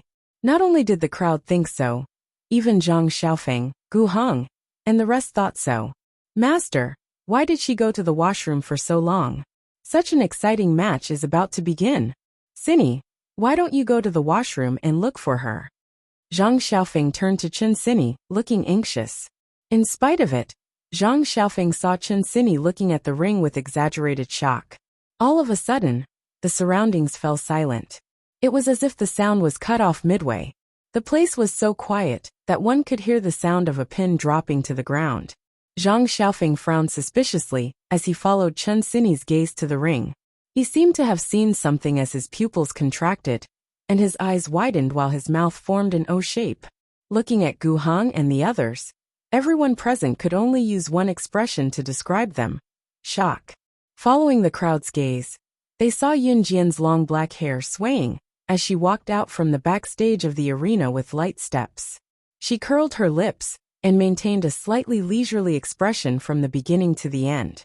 After a moment of dead silence, the atmosphere reached its climax. Oh my God! It was a little girl. Could it be that the person who's going to fight with that foreigner is just a little girl? Oh my God, did I see it wrong? The mafia boss actually let a little girl fight with a foreigner.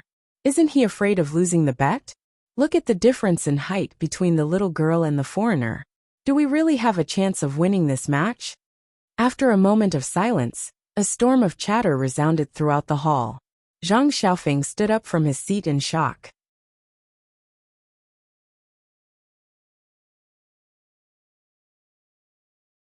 He pointed at the girl with a faint smile on her face on the stage and gulped.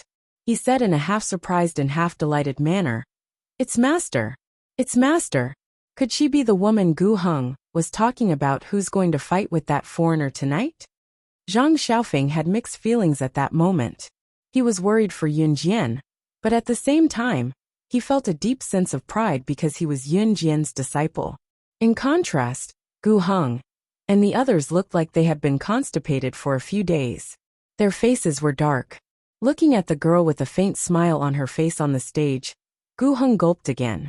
So all the bragging that he had done to the crowd just now was like showing off in front of a big shot? In the arena, Shiniji looked at Yun Jian's appearance.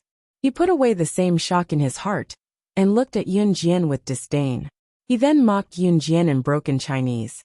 "Is there no one else in Country Z? How dare you let a little girl fight with me? How can a girl with skinny arms and legs like her fight in the arena? Su Zetian is playing with me." Shiniji's arrogant and egotistical tone spread throughout the hall.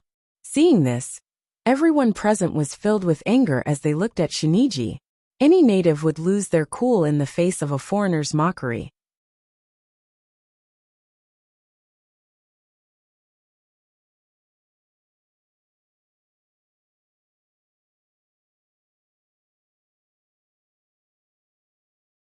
Chapter 122. Yun Jian's verbal rebuttal to Shiniji made the audience cheer for Yun Jian. Even if Yun Jian could not win today's match, at least she represented everyone and used her words to rebuke Shiniji. This resentment was returned to Shiniji, who had looked down on the Z's people. Of course, With Shiniji's achievements and the advantage of his burly physique, the audience did not think that Yunjian would win. "Little girl, you've successfully angered me." Shiniji flew into a rage out of humiliation and said furiously. Then, he stuck out his middle finger and pointed it at Yunjian. His scornful, arrogant, and slightly provocative tone sent chills down everyone's spine. Shiniji looked at Yunjian and said angrily, "Little girl, since you insist on fighting in this ring, I, Shiniji, will make sure you come in standing and go down lying down."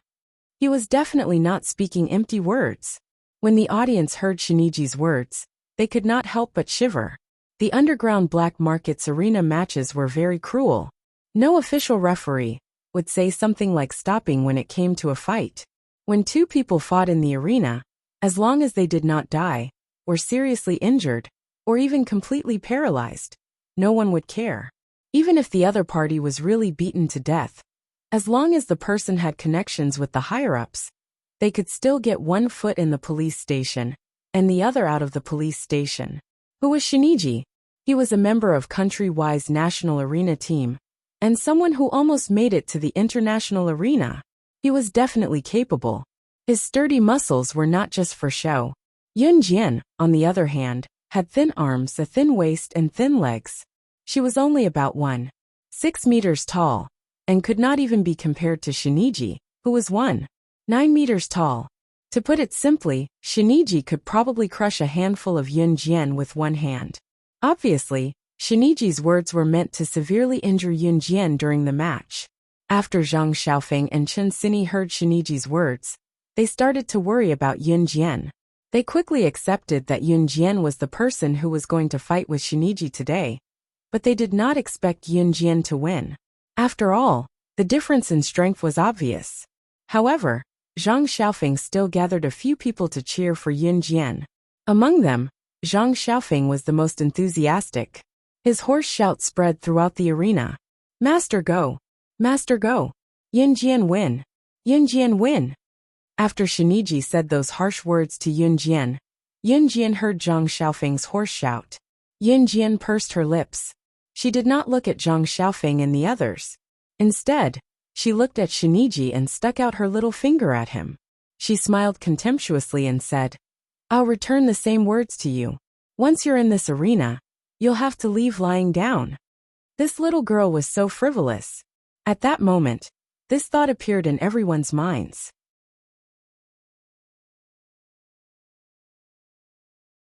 Shiniji was frivolous because of his achievements. However, why was Yunjian so frivolous?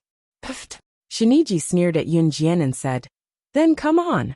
The person who was hosting today's match was Duan Lei. However, even Duan Lei had to re-evaluate Yunjian. He felt that this girl was not ordinary.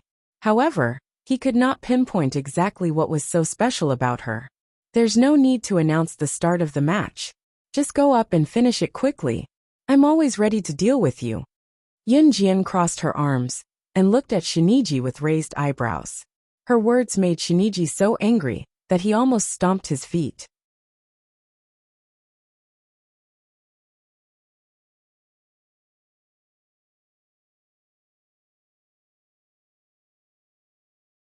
Chapter 123. Good. I hope you can leave this place alive. Shiniji snorted in a strange tone. He clenched his fists and his knuckles cracked. Everyone who heard the sound couldn't help but shudder. On the second floor of the arena, in the VIP seats, Su Zetian frowned as he looked at the confident girl in the arena.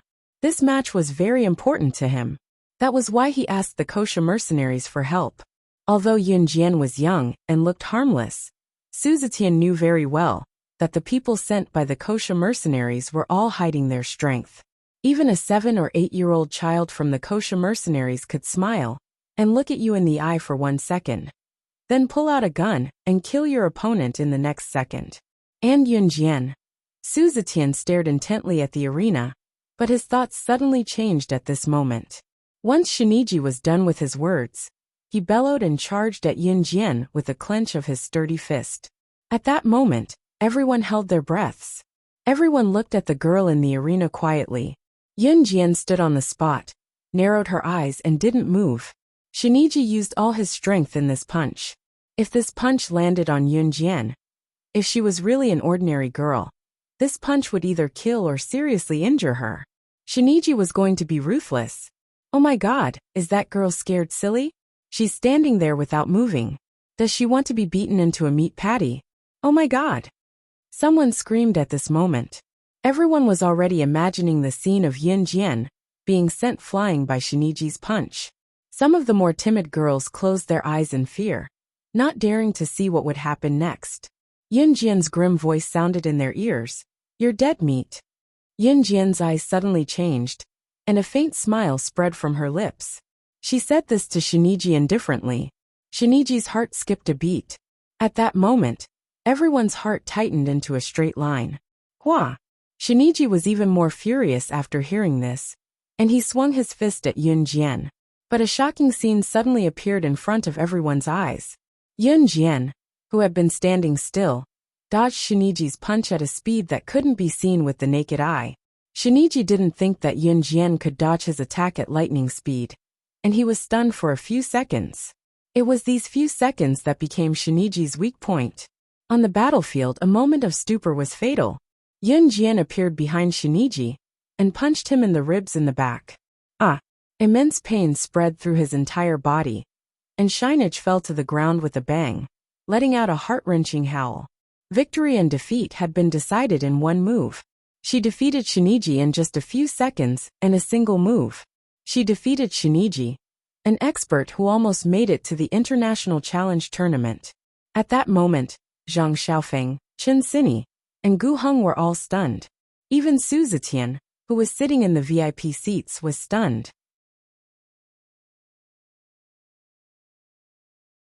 Shiniji, a fighter from country Y who was rumored to be great, and who almost made it into the international arena, could not even last a single move from Yun Jian. Was this Yun Jian's strength? Shiniji, whose ribs were broken, widened his eyes. He couldn't accept it. He couldn't accept it. This little girl defeated him with one move? That was impossible. She had defeated him. His reputation would be ruined from now on. Shiniji shook his head. He suddenly took out a hard object from his pocket and pointed it at Yun Jian. She must die. He has a gun. He has a gun. He's going to kill someone. He's going to kill someone. At that moment, everyone who was shocked by Yun Jian's move suddenly screamed. Su Zetian also stood up from his seat with a whoosh. He held on to the railing on the second floor. However, the girl's aura changed the moment Shiniji took out his gun. Her slight smile gradually disappeared and was replaced by a cold and eerie smile. A cold, murderous aura emanated from Yun Jian.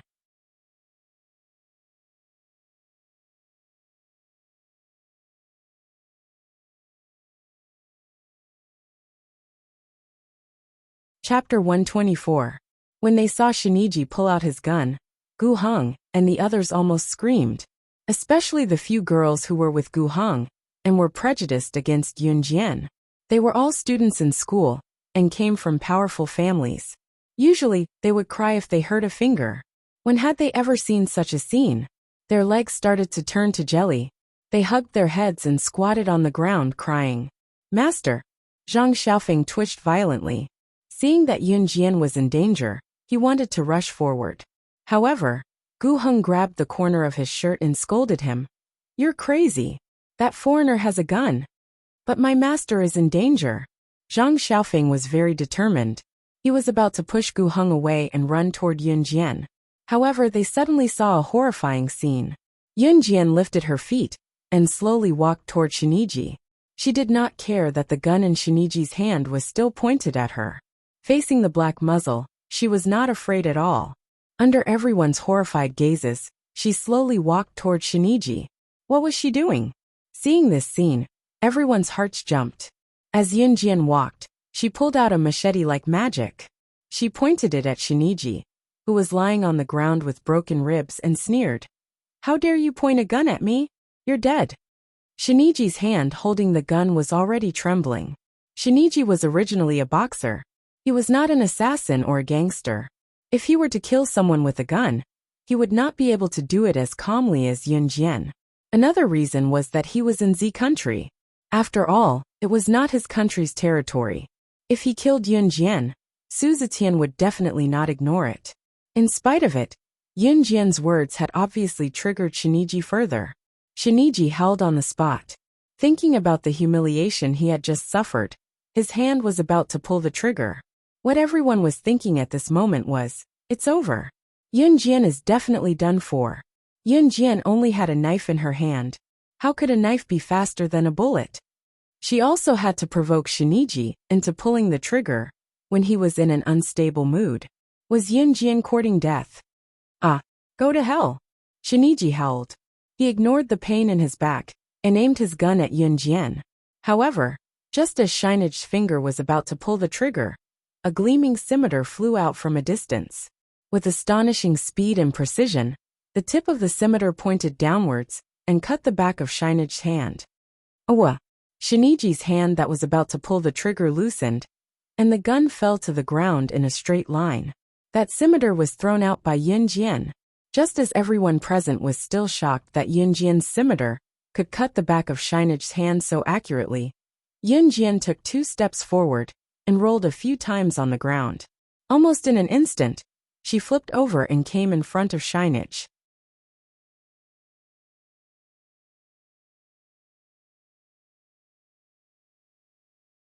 She got up and stepped on Shinichi's ribs that were already heavily injured.